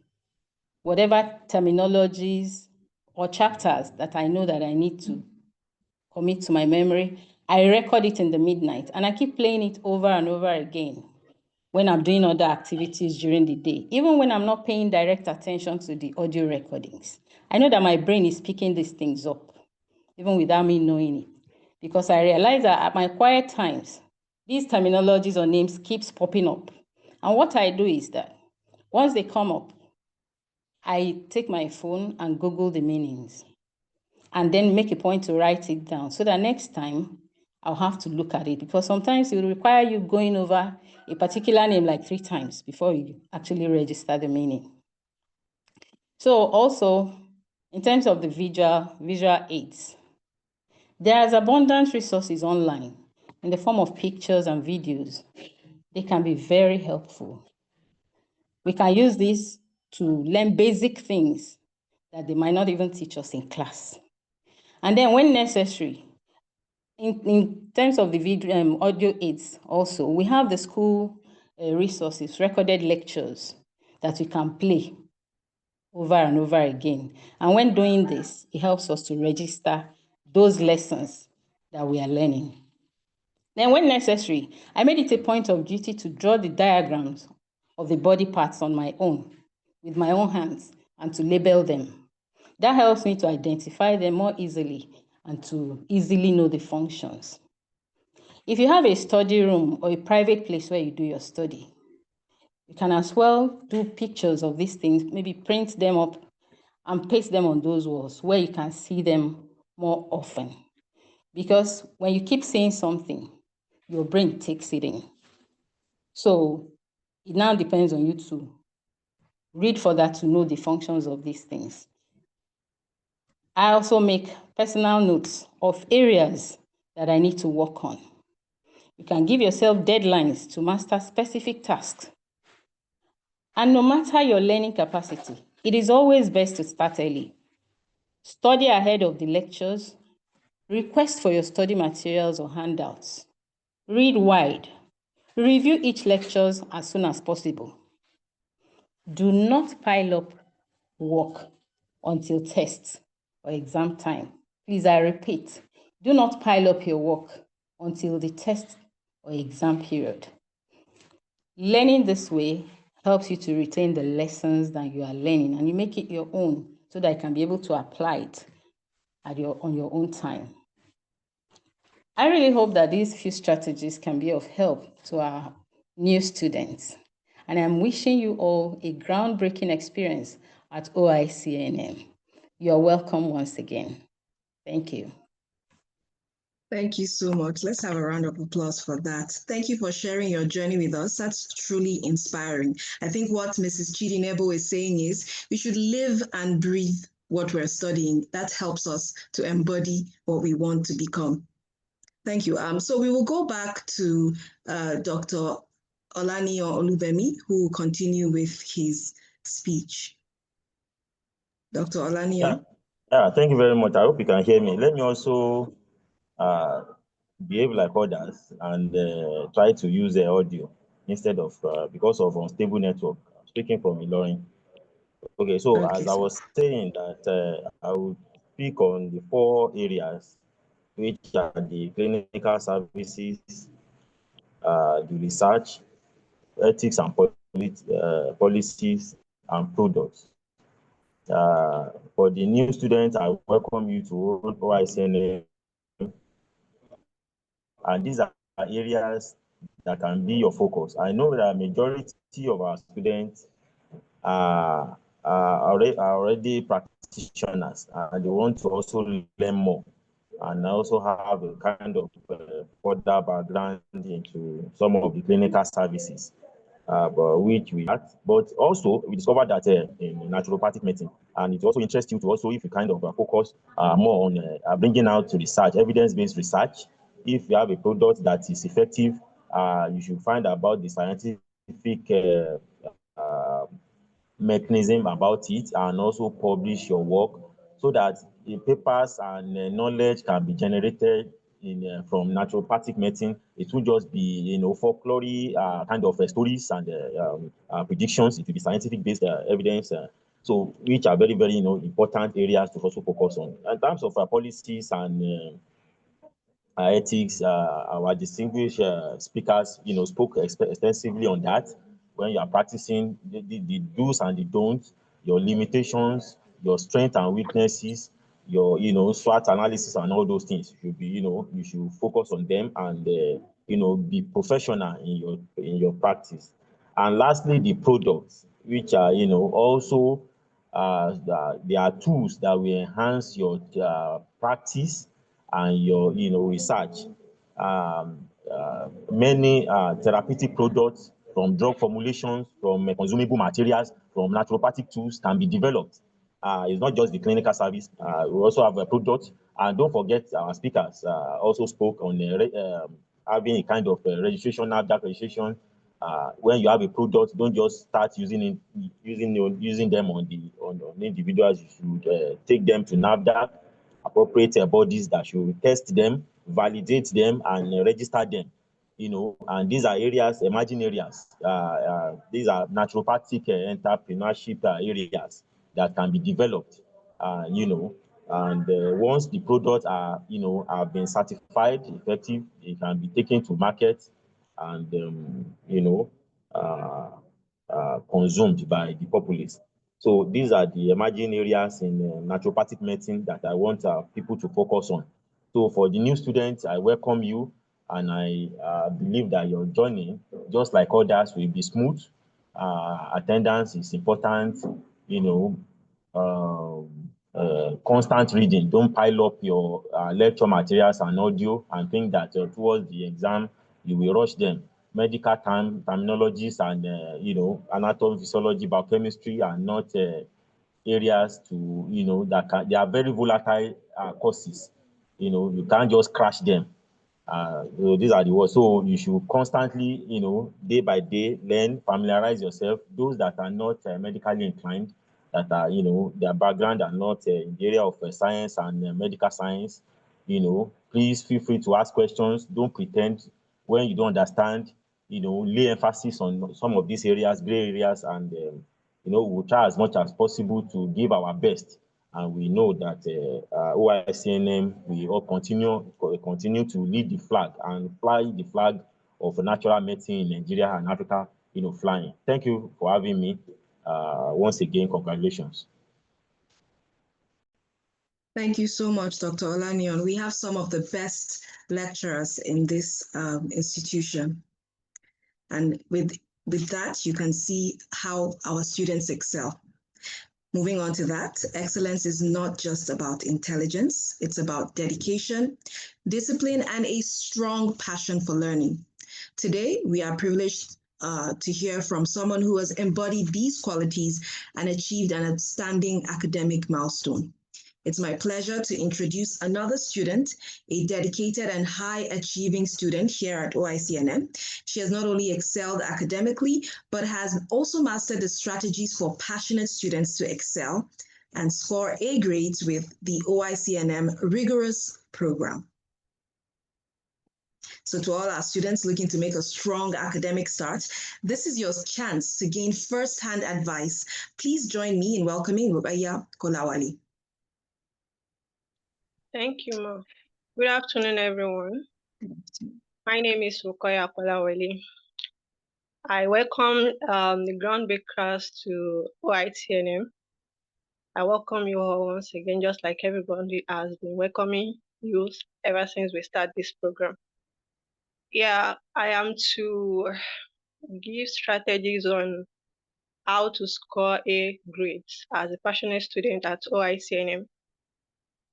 Yeah, even though Mrs. Chidi has already spoken a lot, but then I will still start by saying everything requires prayer. You need to start by praying. You pray a lot because it can be very rigorous and can be very overwhelming, I must tell. So what I do mostly is that before any class, I do pray for understanding of whatever I will be taught in that class for that day. So I don't just go to class to listen alone. Attend classes to focus. I mean, you attend class as if you are in physical class. Whatever you'll be able to do in physical class, please do it. Don't just assume this is an online school. I can do whatever I can do, mute myself and start cooking, discussing, gisting with friends. All of these things, it won't go a long way, sincerely, because we really need to be focused, be determined that we are actually in class, because we have brilliant lecturers around us, and I don't think we should take them for granted. Attending their classes with utmost seriousness, that's the best thing. That's the first thing you should put at the back of your mind, and you should remember why you are here. That you are here to also help in saving lives. You have life care in your hands now. So I don't think you want to fumble going out there without even understanding what you are claiming to be. So attend class, take them seriously, jot down points, and try to review them. Also, do your assignment. Assignment is very paramount. Attendance also paramount. Then, just like Mrs. Chidi has said, that you should not pile up your work. Exactly. Don't pile it up. Don't say, they will give us time for tests now. They'll give us time for exams that you read when it is time. No, you should start now. In fact, you've started lectures, you should start now. Dedicate your time, manage your time well, and read. Like study well. I could remember when I wanted to do my first test at OICNM, I was reading. My husband was like, I wonder how you prepare for exam. If you can start reading at midnight for test. I said, you don't understand what I'm going through. You don't know how overwhelming all these things can be. I know what I'm looking for, and I know what is at stake if I should not focus or not being determined. I should.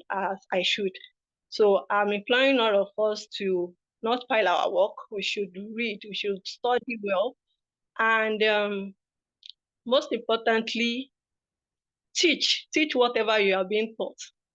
My toddler at home knows about naturopathy, I must tell. He knows about yin and yang, because I will always teach him, come, let me teach you. If it's not at home, I will teach my walls. All of these things are what helped me. And I try to implement whatever I am being taught. When we are asked, do this, when you do this for your health, eat at this particular time of the day, I try to do it. You don't just learn it for learning's sake. Practice what you have been learning, and till it will become part of you. I don't think I have much to say aside this. Thank you all for listening, and I welcome you, the groundbreakers, once again. May the Almighty make this journey an easy one for us all. Thank you. Amen. Thank you for your prayers. We are grateful for your reflections, which will surely guide others on their path. Now, a healer in training with a poetic voice, balancing life, work, and study for purposeful choice. With dedication and passion, he's here to express his recipe for resilience and success. Mr. Peter, please grace us with your presence and share your story of excellence.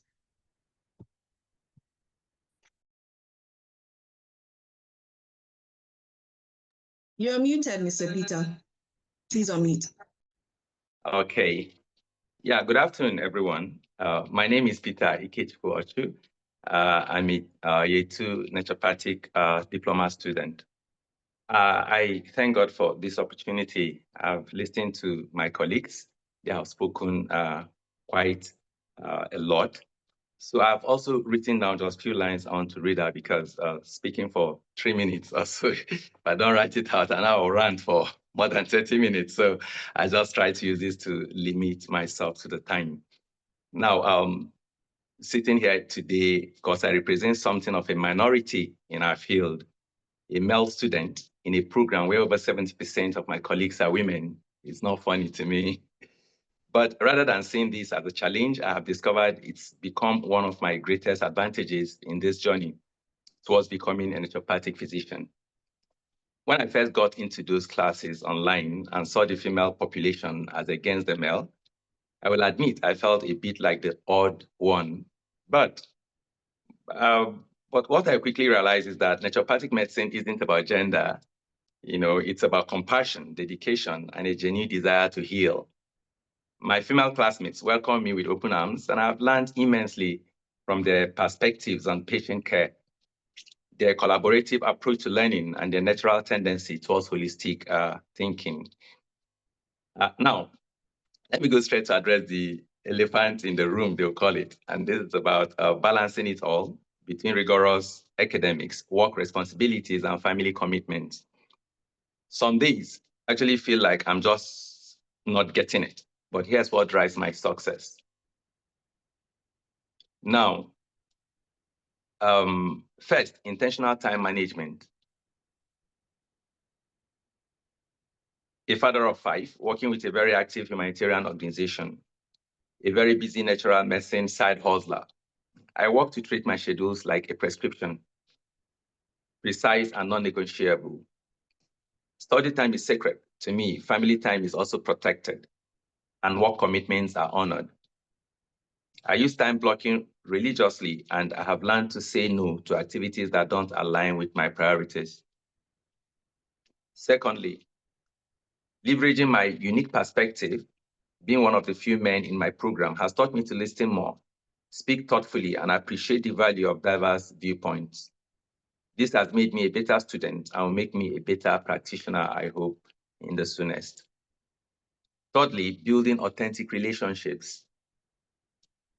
My classmates aren't just partners. Neither are they my competitors. They are future colleagues and lifelong friends. We support each other through challenging coursework, share resources, and celebrate each other's victories. The collaborative environment has been invaluable. Fourthly, staying connected to my why.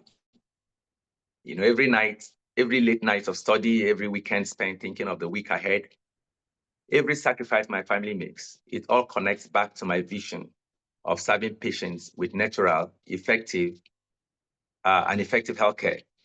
That purpose fuels me when motivation wavers. Finally, embracing the learning curve is very important to me. Naturopathic medicine requires us to think differently about health and healing. I have learned to be comfortable with complexity, to ask questions without ego, and to remain curious about every patient interaction. The beautiful truth about our field is that healing has no gender. Whether you are a male or female, what matters is your commitment to excellence, your compassion for patients, and your dedication to the principles of naturopathic medicine. To my fellow students, especially those whom I feel like outsiders in any way, embrace what makes you different. Your unique perspective isn't a liability, it's your superpower. As we move on, you will find the ever-evolving rich curriculum of OICNM, both motivating, captivating, and inspiring. To the groundbreakers, I say welcome to the world of naturopathy. Thank you very much. We appreciate your openness and the lessons drawn from your experience. Thank you very much, Mr. Peter. Now we move on to hear from another shining voice speaking on 2 years on campus, how studies have transformed her. Please welcome Miracle Bartholomew. Good afternoon, everyone. Can you hear me? Yes, we can hear you. Please go ahead. So sorry, I wouldn't be using my video because the network here is kind of a trouble. So good afternoon, everyone. My name is Bartholomew Miracle Adizi, and I'll be standing on existing protocol. 2 years ago, I was exactly where you are now, dear groundbreaker. I was a new student, I was filled with excitement, I was filled with questions, and maybe a little fear of the unknown. But today I stand before you as a transformed naturopath in training and proudly the class representative of my class, the Pace Setters. It's an honor to share my journey with you, the new groundbreakers. When I entered Olive College of Natural Medicine, I was eager but uncertain. I didn't know how I would handle the intense coursework, the clinical expectations, or even the responsibility of leadership. But I came with one thing that has been carrying me, which is the willingness to learn and grow. As a groundbreaker, you would have to have this as part of your toolbox. You will need to unlearn, relearn, and learn so that you can grow. These past 2 years have tested me. There are days where I will think that anatomy is a new foreign language that it's not absorbing into my brain. There are some nights where assignments would look taller than Mount Everest.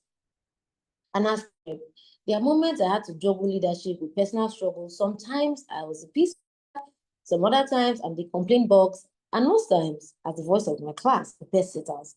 But all of this challenge has stretched me. Every herb that I have studied, every patient case that I have worked on as a result of the practicals and class we've had, every sleepless night have built me into who I am today. Today, I see the results of that process. I'm no longer a student, but I'm becoming a practitioner with skills, confidence, and vision. I've learned the science of the body, the wisdom of herbs, the power of holistic healing. Most importantly, I have discovered that natural medicine is not just a career, it is a calling. Now it is your turn as groundbreakers. You're starting a journey that will demand discipline, resilience, and passion. There'll be moments where you ask yourself, as a Nigerian that you are, who sent me message? But then again, don't quit. Push through, lean on each other, make friends, trust the process, because in 2 years, you will look back like me and be amazed at the person you have become, even if you're a diploma student or a naturopathic medical student who is aiming to become a doctor. Remember that you're not just students, you are future healers, you are pioneers, you are leaders in natural medicine. Groundbreakers don't just follow paths, they create new ones. I'm grateful to OICNM, lecturers, our amazing lecturers that always have listening ears for their students, and my classmates for shaping me. And to you, the groundbreakers, I say this: welcome to the journey of your transformation. Work boldly, study diligently. Like my colleagues have said, don't pile work, because when you pile work, you will make the statement who send you message more than someone who has been preparing all along. So please work, study diligently. Never forget that you carry within you the power to heal. As Hippocrates said, nature itself is the best physician. And I'm proud to stand today as a living proof of that truth. And I look forward to seeing the great healers you will become. Thank you very much. Thank you so much, class rep, for your inspiring reflections. We now turn to another remarkable voice speaking on NARIM, then and now, clinical acupuncture. How OICNM is transforming my practice. Please welcome Mrs. Mercy Toluhi. Good afternoon, everyone. Good afternoon. Good afternoon, everyone. Am I audible? Yes, you are. Good afternoon. We can hear you clearly. Good afternoon, everyone. Yeah, so I'll be reading out because first I talk fast and then I'll be just going for another 1 hour. So let me just start from that pen down. I'll be continuing on the protocols that have been established. It's my pleasure and a privilege to share my journey so far. Thank you so much, OICNM, for this privilege. I my joy knows no bounds. I first studied natural reproductive and infertility medicine, which is NARIM, but I didn't have the confidence to practice because of my non-science background. I wish I started practice immediately, as Dr. Laking advised us during and after NARIM though. So shortly after graduation, my brother fell ill, my elder brother fell ill, and eventually passed on in the hospital from conditions that I discovered could have been treated with acupuncture and herbal remedies. And it was this period of his illness that I received boldness to enter the sphere of natural medicine and go make a difference in the health sector. Fortunately for me, I called Dr. Laking and he's like, okay, start. Dr. Laking is, thank you so much, sir. Thank you so much, sir. Fortunately for me, my clinical acupuncture studies require a strong foundation in herbal medicine, science, and medical knowledge, which OICNM ensures. It requires understanding anatomy, physiology, pathology, biochemistry, and some neuroscience. These are all crucial for effective diagnosis and treatment. OICNM, through our amazing lecturers and lectures, has taught me how to humbly, wisely, and knowledgeably combine traditional principles with modern scientific insights. And as an acupuncturist, I can confidently provide safe and effective care, integrating seamlessly with conventional medical practices. These have altogether helped me to discuss cases and face several cases with doctors and the patients alike without fear and by God's grace and mercy. I've had successes in very difficult cases, including chronic and life-threatening conditions. Now, this couldn't have been possible without the unrelenting and dogged support of Dr. Laking as well as Dr. Issa on this journey. I don't take it for granted. I could go on and on. I want to tell everyone here that please start practice immediately. Don't be like me. And people out there waiting for us. Groundbreakers, vanguards, pathfinders, and whoever is going to come with us. I welcome you to boldness, which I've received now, and God bless us all.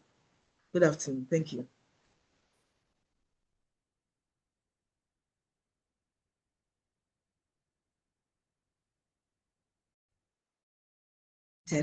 Thank you so much. Your story is a powerful reminder of resilience and dedication.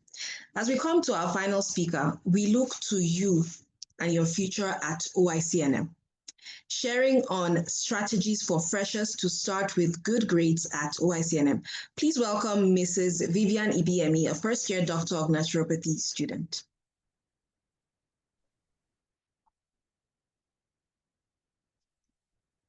Good afternoon, everyone. Good afternoon. I'm so grateful to God for the opportunity to be here. I would like to stand on the established protocols. My name is Yemi, as I've been introduced. I will just shoot fast.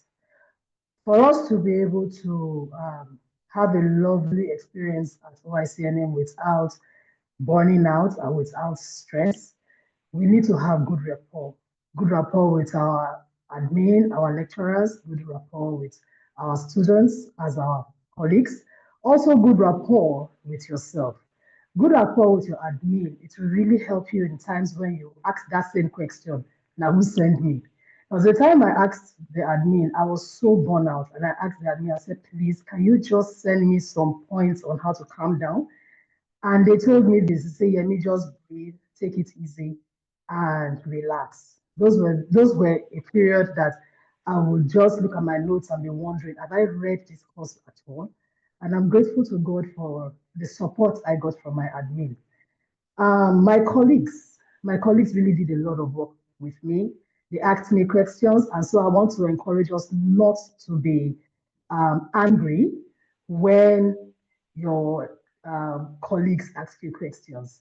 There are times my colleagues will ask me a question and I don't have an answer. The advantage is that it took me back to my notes to read again and read again, because what if this was an exam question? What will I do? And that's always been my approach.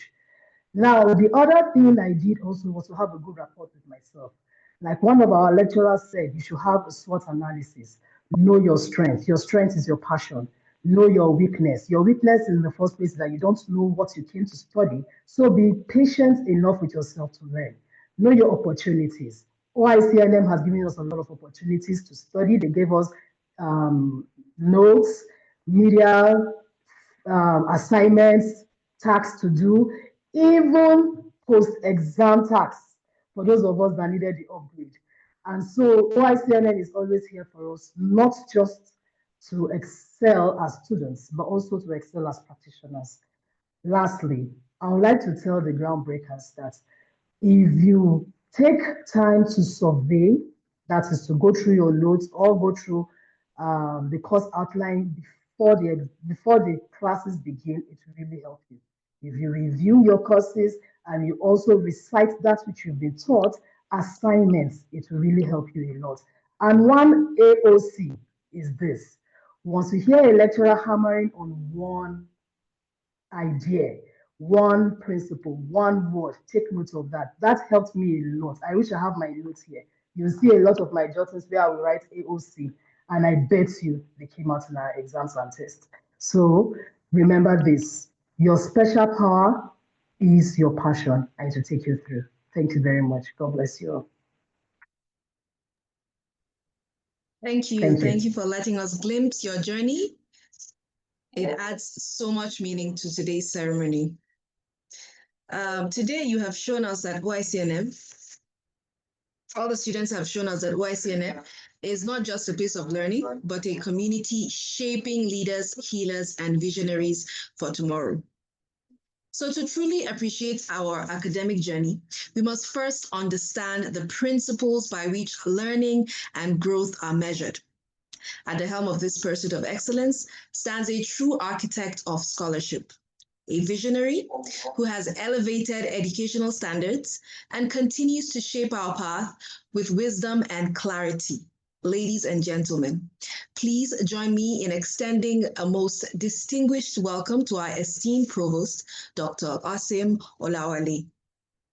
Dr. Qasim, please.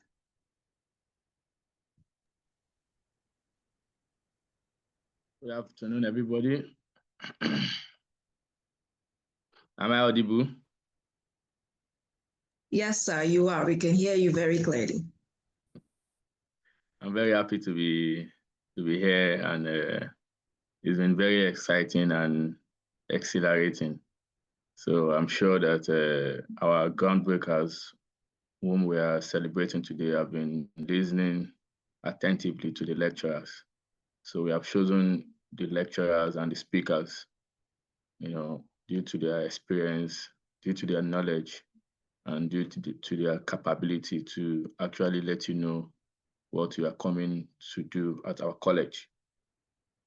Our college, like I used to say, is not the usual college that you know out there.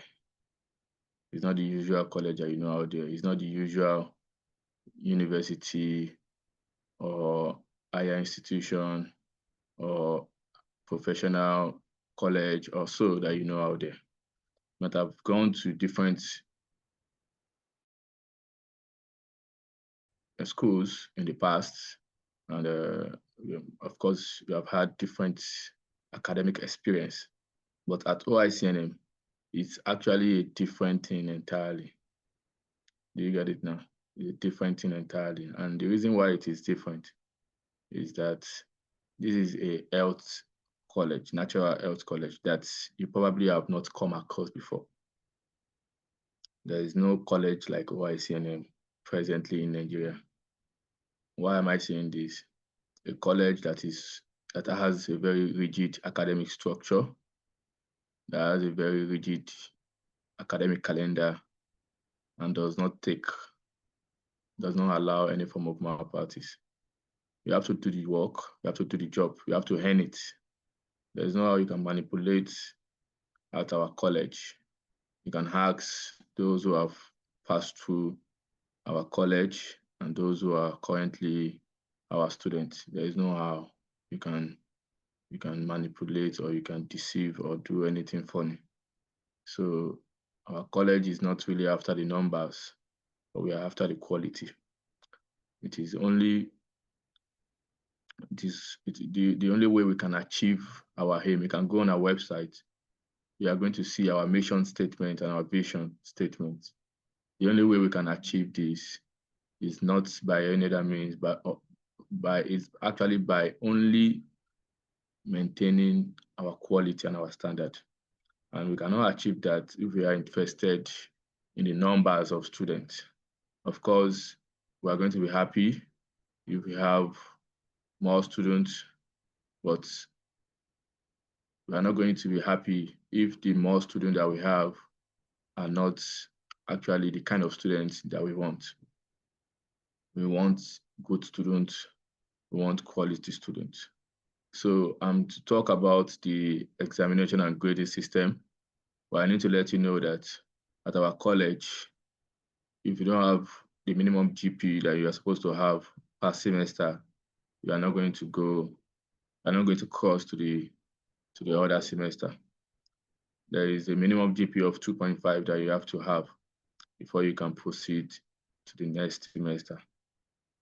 So, and it's very easy for you to have 2.5. Very easy. Your seniors have talked about it. I've talked about how you can smash your grades, how you can score A grades. It's very easy. And it actually starts from now. It starts from now. Those who have A grades, ask them, they never miss their assignment. They never miss their assignment. They did well in their first test. You're going to have your first test, I think, in November. Your first test is going to let you know what grade you are going to have eventually. So if you are those who pile up notes, who don't attend classes, so I'm sorry, it's going to affect you. Even though you later decided to do well during your exam, it's going to affect you greatly. So our A starts from 80%. Can you see that it's unlike wherever you might have been coming from? Our A starts from 80%. Our B is from 70. Our C plus is from 60, and we have C, which is 56, I think so. I think 55 to 60, 55 to 59.9. And we have our D grade. Our D grade is from 50 to 54.9. And we have our F grade, which is anything below 50. Anything below 50. We need to let you know that there is no, we don't add to grades. We don't add to any student grade. And we don't subtract. We have seen students who have 100 over 100. We have seen students who have 100 over 100. There is nothing we want to do with your mark. We are not going to remove 1 if you score 100 over 100. But we are not going to remove 0.001. We are going to see 100 if you score 100. If you score 10%, you're going to see 10% there. If you score 49.99, you're going to see it there. If you score 79.99, you're going to see it there. So there's no how we can, I don't know where we can get additional grade that we can add. So we have seen students who will come to us and ask for more grade, ask for more marks. This is against our standard. So we would like that the groundbreakers who are just starting should refrain from all this. So try as much as possible to do all your assignments. Aim for A grade. When you aim for A grade, at worst, you're going to get B. You're going to get B at worst. So, and we have asked that some of our, those who have spoken to you, they have different, categories. We have our first speaker, Mrs. Chidi Nebu. I'm talking about your seniors who have spoken to you. Mrs. Chidi Nebu is in her final semester as a diploma in naturopathy student. Mrs. Chidi Nebu is an elderly person and she has a non-science background. When she came about almost 2 years ago, when she came and said she wanted to apply, I was like, will you be able to cope? And she said yes. She was so passionate And I'm very happy that we allowed her, we accepted her. And do you know that she's actually doing well, even more than some people who are of science, who have science background. So it is about your dedication. We have seen medical doctors who have applied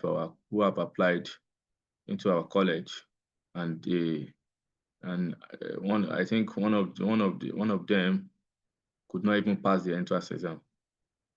The one that passed didn't do well in his studies. Probably was thinking it's something he has passed through before and he can do anyhow. We have seen first class students who have failed at our college as well. We have seen people who have done MSc in natural medicine, in science, in anatomy, physiology, and they are still not doing well in anatomy that they have first class. So this might be because they actually took our school for levity, or they didn't get their first class. They didn't get it rightly. Probably they did other things that I don't want to talk about here. So we have students who do not have background, who do not have science background, and they are doing well. And we have a lot of them as well that are not doing well. That is why it is good to have a mentor. It's good to have a mentor. If you want to pass at our college, you need to have someone who would take you through what he or she has gone through. You need to have a mentor, and you need to be very respectful. You cannot say you cannot say you don't have a mentor when you are not respectful, when you are not humble. You are not going to have that. Do you understand?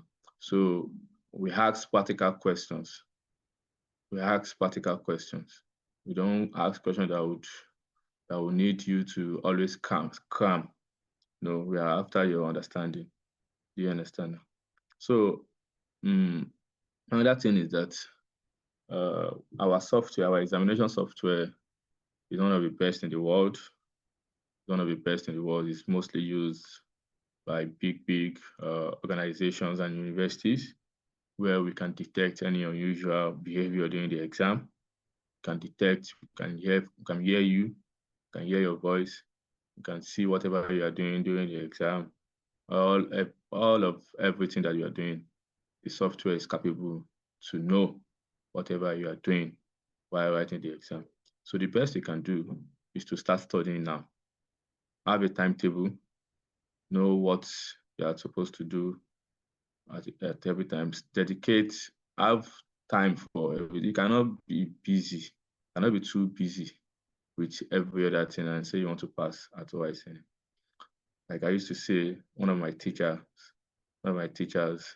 grammar teachers, Dr. Craig Osowede, he would say that there was a time I was giving an excuse. I was giving an excuse. He would give me a task and I would give him an excuse. And he said that if something is important to you, you are going to find a way. If it is not important to you, you are going to find an excuse. We don't entertain excuses at our college. We don't entertain excuses at our college. But I need to let you know that we are very lenient. We are very lenient. And people can testify to it. If you are not able to write your exam at a particular day, instead of you writing it and failing, you need to contact the college admin. Let him or her know what you are going through, and he's going to tell you how to reschedule your exam. It's not about writing your exam, but it's about writing it well. It's not about writing the exam, but it's about writing it well. Your first test is very, very important, which will come up in November. So our D grade, it means that you are going to resit that exam. If you have a D grade, for example, in TCM, you are going to resit that exam. That means after a month or so, you're going to resit the exam. It probably is possible that you didn't do well in the exam because of one or two issues, or because of the fact that you didn't read some aspects, so we allow you to resit. You get it. But if you have F, you're going to retake the course completely. You're going to join the new batch to retake the course. Do you understand? So, but C plus, C plus plus, C plus, C plus grade and C grade and D grade, they are not good for you. The grades that you can have is either you have A or you have B. So that is that.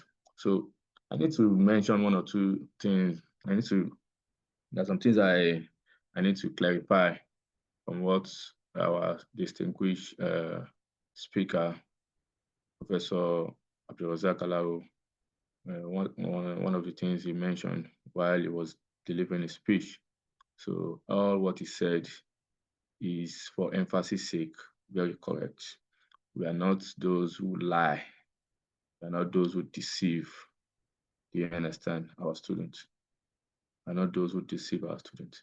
Our own goal is that if we are able to train students, the right way, which is lacking in Nigeria at the moment, I'm sure you cannot find a school like this everywhere or anywhere in Nigeria.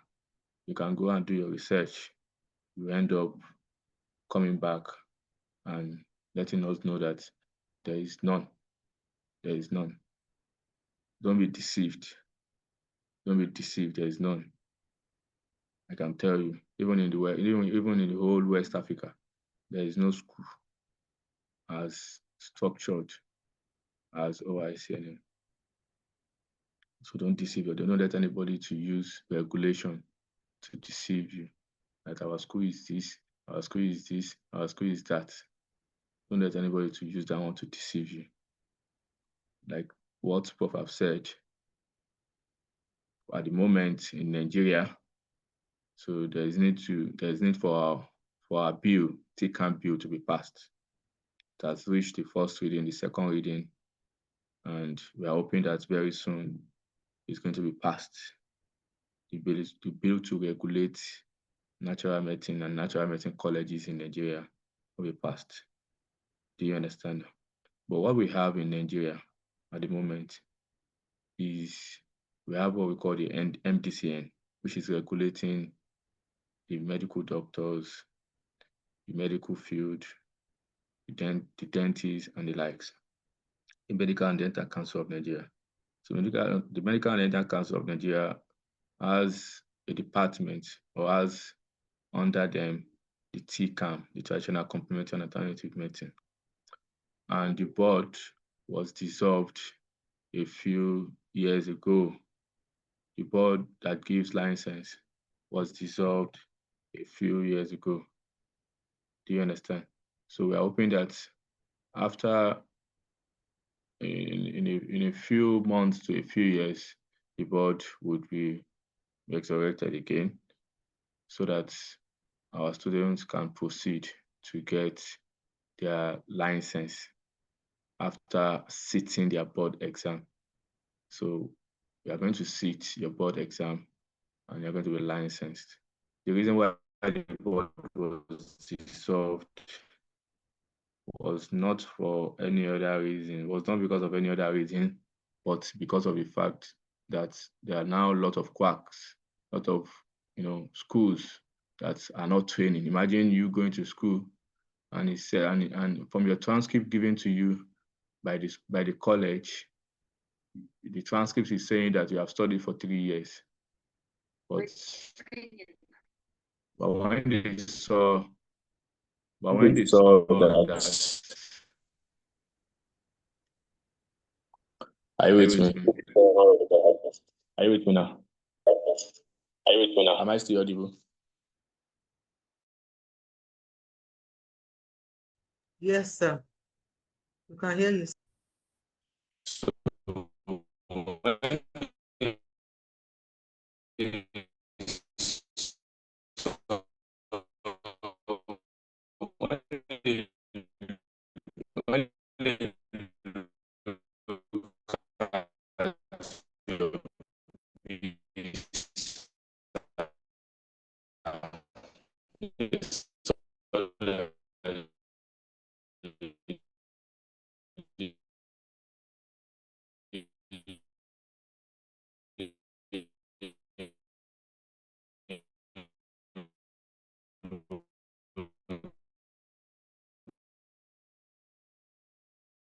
also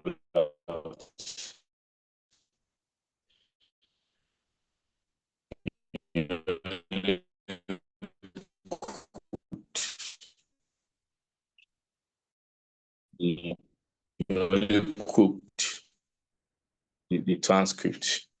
They saw that you spent just 1 month.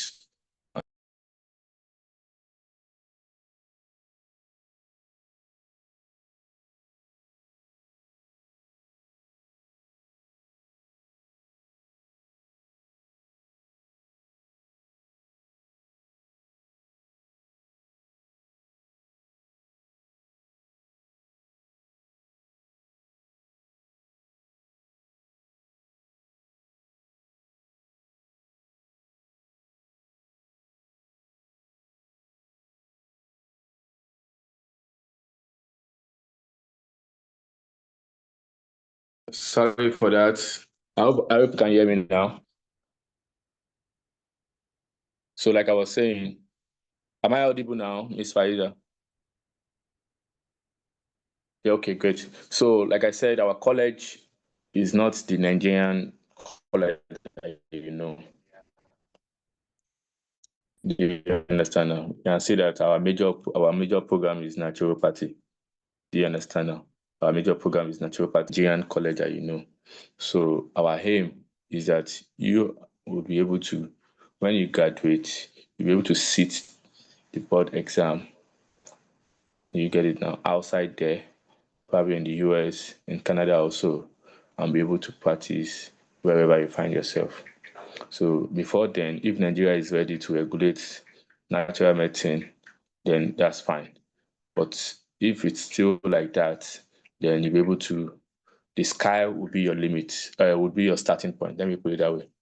The sky would be your starting point. Imagine you being able to practice in the US with your doctor of naturopathic medicine or with your diploma in naturopathic medicine. So how can you practice? They will first check your certificate if it is from an accredited college. And thankfully, we are accredited, we are regulated, we are being monitored by the World Naturopathic Federation. Our first speaker, Dr. Stephen Farugia, is the coordinator for Africa from WNF. And we have other lecturers or other members, other leadership of the WNF who are part of us at OICNM. They really want us to succeed, and they are here. So if your goal is beyond the Nigerian practice, beyond practicing in Nigeria, then OICNM is your best bet. Do you get it now? OICNM is your best bet. And if your aim is also to practice in Nigeria, OICNM is still your best bet because you are going to get the knowledge and the required certification that will enable you to sit the board exam whenever the MDCN is ready to regulate naturopathic medicine or whenever the government is ready to establish the council. Do you understand now? So another thing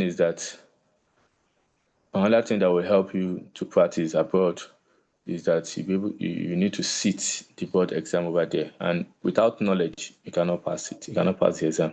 So OICNM is the only college that can help you to know what to do or what to write to sit the exam. There's no manipulation over there. So you need to learn it. You need to learn, and learn. Do you understand?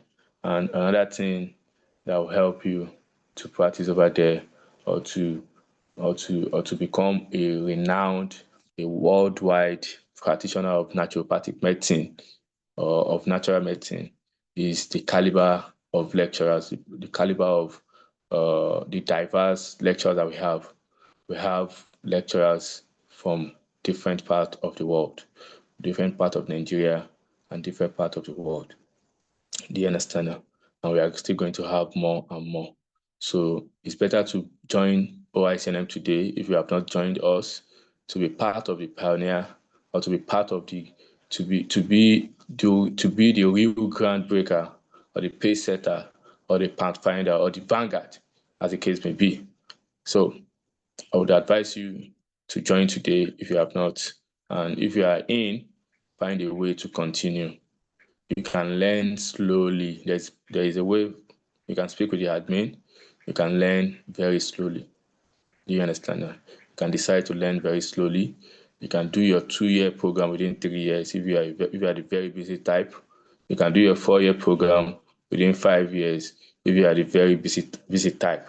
So don't ever be confused by anybody that, oh, this school is where I'm going now. I'm no more as OICNM, this and that. You are going to regret it.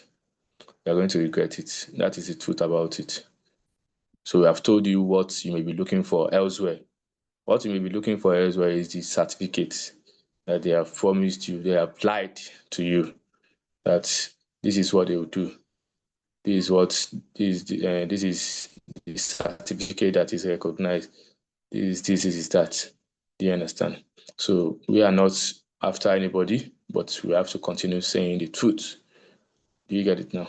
So that is that about that. So I really want to appreciate all our lecturers, all our students, and I really want to appreciate the leadership as well, OICNM leadership, who are not really after any other thing than for OICNM to continue flourishing and to be one of the most reckoned college of natural medicine in the world. And we are getting there, or we can say that we are not where we want, but we are actually moving very fast.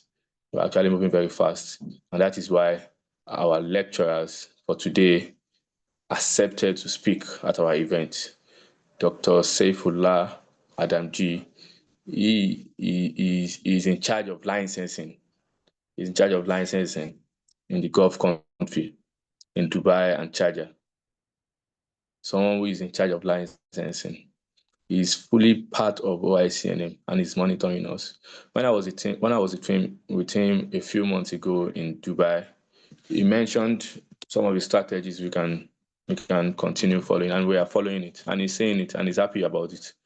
So that means that in the nearest future, you can also say that, oh, I'm in Dubai, and you will not be a driver in Dubai. You would be a practitioner in Dubai. You know, when a medical person travels to a country where he doesn't have a license to practice, he must not refer himself, or he must not practice medicine over there. You know, that's the law. So we have a lot of people who have the knowledge, who have the certification, who have everything. But when they get to these countries, they turn to other things. Do you get it now? So we are looking forward to having our students to be everywhere in the country, everywhere around the world. Do you understand now? So in the nearest future, I can see that, oh, this is our student presenting in Brazil, this is our student presenting in New York, this is our student presenting in Germany, in China, you know, and they are not looked down on. And our goal is that you are not going to graduate and you start dancing on social media. You start dancing on Instagram like we have it now. We're not going to allow that. We don't want you. It is actually those who don't have the knowledge, who don't have what to offer, that dance. You're not a dancer. You're a practitioner of natural medicine. Do you understand? So thank you so much for listening, and I hope you have actually learned a lot from the speakers and from everybody. So thank you so much for listening. If you have any question, I can answer your question. Thank you so much for listening. Thank you, Mrs. Faiza. Thank you so much, Dr. Qasim, for setting the benchmark for learning and growth. As you have witnessed, we are slightly behind schedule, and I deeply appreciate your gracious understanding as we make the most of our time together. We have journeyed through insights, we have delved into visions and knowledge, and now it is your moment to engage, inquire, and delve deeper. Our distinguished speakers are ready to address your questions, thoughts, and curiosities. This is your opportunity to explore, to challenge, and to better understand. So please, this means this is our Q&A session, and when you're asking, kindly specify clearly which speaker you are addressing in case they are still around. also direct your question to an individual whose expertise aligns with your inquiry. So for example, you can say, Dr. Kasim, I would like to understand more about XYZ, or Dr. Kasim, my question is for Dr. Kasim regarding XYZ. This helps us to have a focused dialogue and meaningful one in the Q&A session. So please go ahead. Who is our first questioner?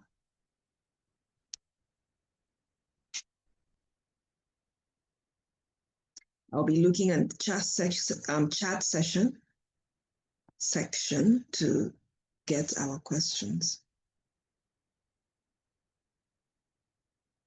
You can agree with me that this has been very educative, very insightful, almost like a lecture, packed, a lot of lectures all packed in one, and very meaningful. I hope we're taking notes. I hope we've taken notes, and this is your time to engage. So please ask questions. Let's settle it here and now. No gray areas where OICNM is concerned. I'll be looking at the chat session for your questions.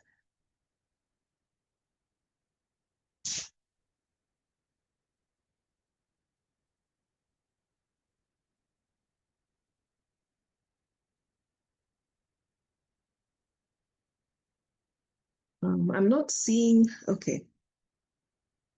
So somebody here, I believe this is meant for Dr. Kasim. It says, is a natural medicine practitioner linked to a doctor, or can they be called a doctor? Yes, Dr. a natural Hafiz? medicine practitioner can be called a doctor.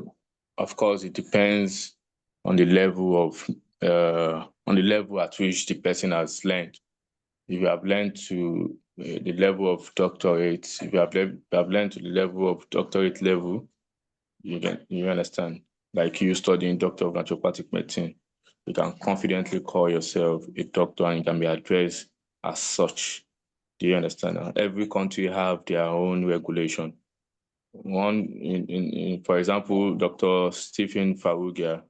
So you mentioned to me a few days ago that in South Africa, so when you write doctor, when you address yourself as a doctor and you're a naturopath, so after your name, you're going to write naturopath.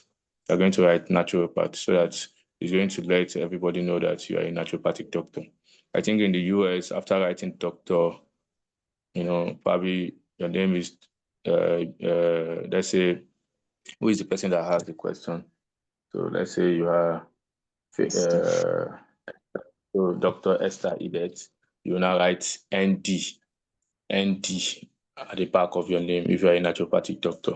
So it depends on the level. So we have different branches of natural medicine. We have people who have studied Unani medicine and surgery. They're actually doctors. We have those who have studied chiropractic medicine. These are doctors of chiropractic as well. So it depends on the level at which you have learned. Do you get it now? So, and also there's what we call the born doctor. The born doctor. Looking at the literal meaning of doctor, it means a teacher. Do you get it now? So if you are practicing naturopathy, no matter how much your level, then you're also a doctor, or you're a born doctor. Do you understand? You're a teacher. You are teaching your student how to heal, how to live in tune with nature. Do you get it now? So you're also a doctor. You're not a carpenter. But the problem is that whenever you want to, you're at an official setting or you want to write your name, you may not add that to avoid issues. Do you understand? So, but no one should disregard the fact that you really have the knowledge of healing. Do you get it now? Nobody should disregard that and should look down upon you. Do you understand now? So that is that about. Have I answered the question?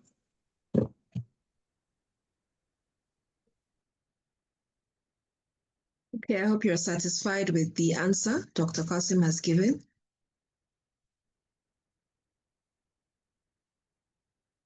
Once you're qualified, you would be a doctor in naturopathic medicine.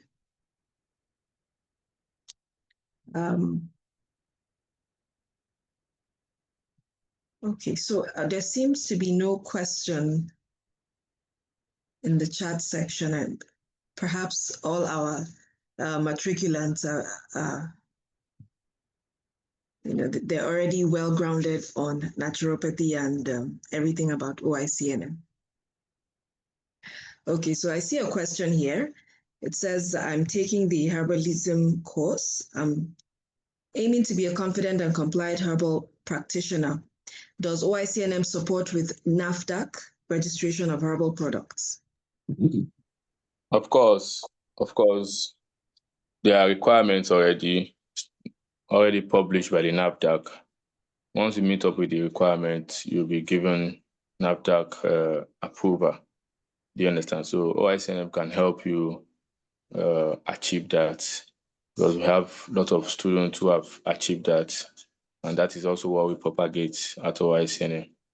So you understand? So once you are able to finish your learning and you have shown that your interest is actually to go into production of herbal remedies, which is a very good field as well, we can walk you through that path and guide you and connect you with those who can help you establish that.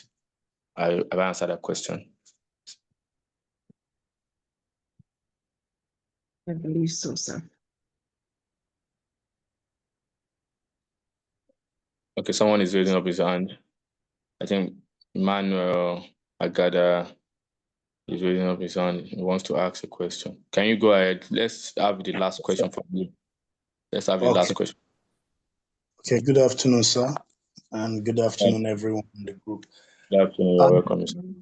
Get some little clarification from the last comment on how you could be addressed, even after you've studied Doctor of Naturopathy, that you could be addressed as doctor, but in a formal setting, you cannot use the address.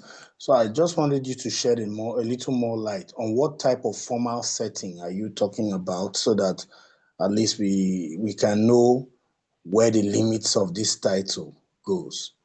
Okay, thank you so much. For example, are you with me? For example, like we have mentioned that at the moment, there is still issues with proper accreditation or licensing or regulation of natural medicine practitioners in Nigeria. Do you understand? There is still much issue regarding that. So in Nigeria today, the take-home bill has not been passed. So the one they give you at Abuja, Ministry of Health, at Abuja, the take-home department, Ministry of Health at Abuja. Are you with me? The one they give people there is just a recognition certificate that will recognize that you are in Abuja and you are practicing. The one they give you at Lagos State Traditional Medicine Board is just to recognize that you are practicing. You are doing it, you are practicing just to have your data. It is not the license that we know. They may write license in the certificate, but the truth is that it's not license.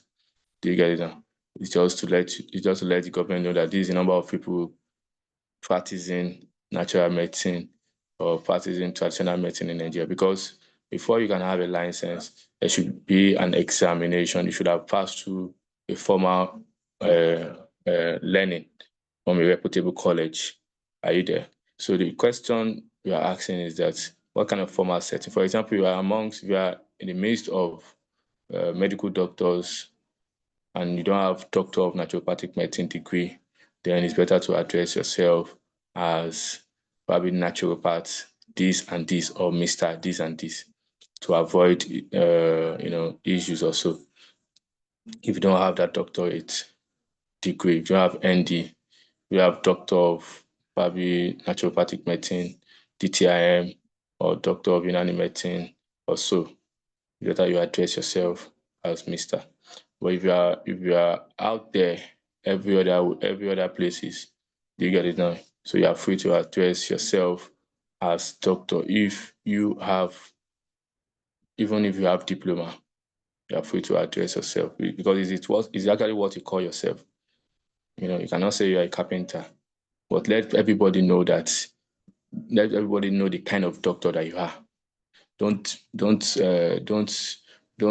pose as a medical doctor. You get it now. For example, I usually tell a lot of people, there is no need for you deceiving people that you're a medical doctor. In some instances, you are better than them. I'm not saying in all instances. In some instances, they are better than you as well. So everybody has its place. Every line of medicine have their own strengths. Do you get it now? They have their own limitations as well. So there is no any point. We have nurses right now posting as doctors. They own hospitals. That cannot only be found in Nigeria actually. You understand now? We have nurses posting as doctors. We have pharmacists posting as doctors, but you don't do that. Do you get it now? Let them know the kind of person or the kind of practitioner that you are. Of course, we have a lot of people who are being called doctors, prof, probably due to nickname. Do you get it? So nobody will hold you. Nobody will hold you for saying you're a doctor, but define the kind of doctor that you are. Define it. Define the kind of doctor that you are. Which kind of doctor are you? Do you understand? So that is the major thing as far as India. So once there is now regulation, proper regulation regarding practices of natural medicine in Nigeria, the regulation would entail calling the title. It's going to entail the title. Do you get it now? How do you address people?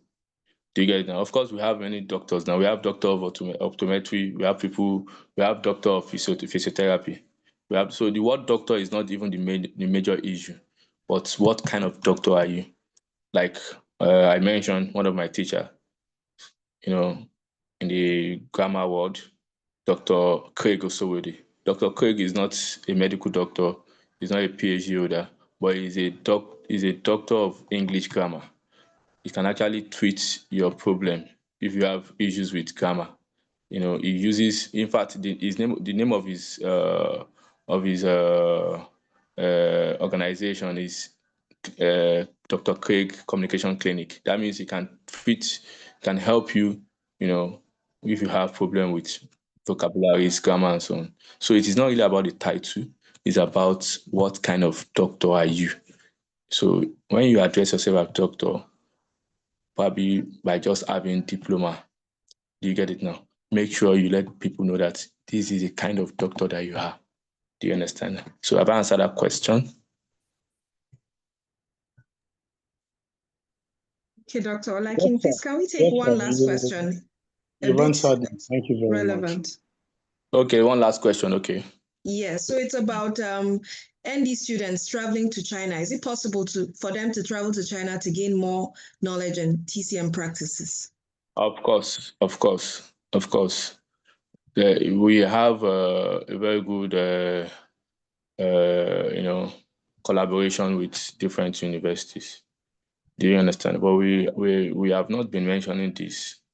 Do you get it now? Because even most of our students, or some of them, let me not say most, they still struggle with their tuition.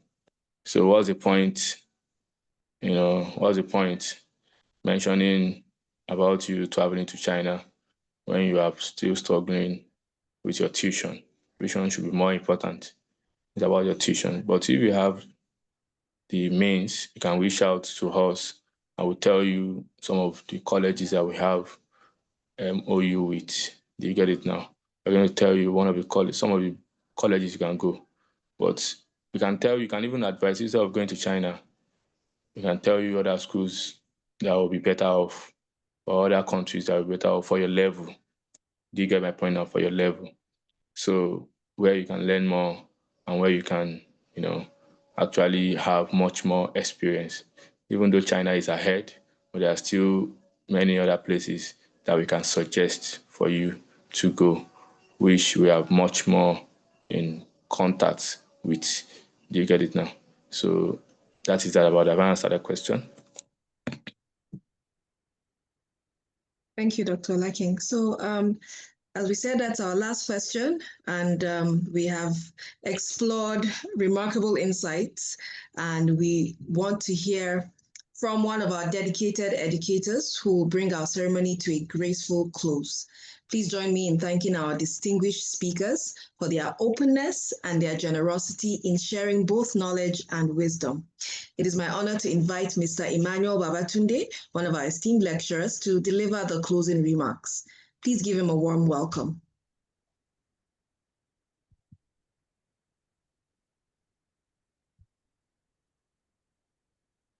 Mr. Emmanuel?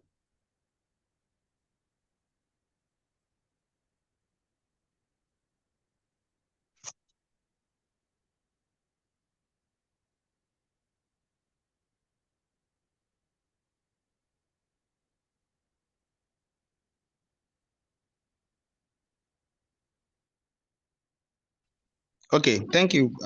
I wanted you to unmute me from your hand. Am I audible now? Good afternoon, everyone. Yes, you're audible. Good afternoon. Okay, thank you. So, to our colleagues, the provost, and all our guests, and more importantly, the students we are matriculating today, I want to say good afternoon, everyone. First of all, I would like to thank everyone who has contributed to the success of this program, our faculty, our staff, the moderator, and our guests, and also our friends who have contributed to the success of this program. A lot have been said to our new students, the groundbreakers, and I personally would like to welcome them to OICNM. And I must tell them they are just landed themselves into a safe hand at OICNM, where, like I always say, we are not just going to give you training. I have the opportunity to have joined with the provost of the college for a couple of years now. And there are things he always say that this quackery must be eliminated. It is something that he really wants to do. And we have been doing it. And of course, like he said, that it starts from us, that our examinations are, the integrity of our examinations can never be compromised. And I'm a testimony of that. Personally, myself, I'm in support of that. So welcoming you all into this, and I must tell you, it can be really, really challenging. Like your seniors have said, nothing good comes very easy. That is one thing I have learned personally in life. If you are going to be a good doctor, you must also be a good student. If you are going to be a doctor that is going to practice well, you must be a good student. You can't be a good speaker without being a good listener. So challenges will come, but I will encourage you that you take every challenge as a stepping stone. A lot of challenge I've seen before now, and there are things who culminated to bring me down to where we are today. So we can't say there are no challenges bringing up this college, but look at where we are today and where we are going to. We give glory to God for what he has done. So what I'm saying in a sense is that embrace every challenge, build resilience. You need to be resilient in everything you do. And I pray everything will turn to success. Like the senior colleague said, and my other colleagues, the provost have advised, you need to start early. You don't practice to shoot gun at war. You need to learn how to shoot your gun, set the arrow before the war. So you should start what you need to do as early as possible. Once again, I want to thank everyone who participated in bringing this program to success. And I must say, OICNN is going to the world. Thank you all. Thank you. Thank you so much, Mr. Emmanuel. I'm sure we can all agree that today has been an educational journey in itself. Just a glimpse of the rich and transformative learning experience that awaits our new students at OICNM. Once again, thank you all for being part of this memorable occasion, to our esteemed speakers, to our faculty, and above all, to our matriculating students. This is just the beginning of an extraordinary journey. So stay curious, stay dedicated, and seize every opportunity to learn, to grow, and to lead at OICNM. Congratulations once again from me. Have a blessed day. We've come to the closing of the event.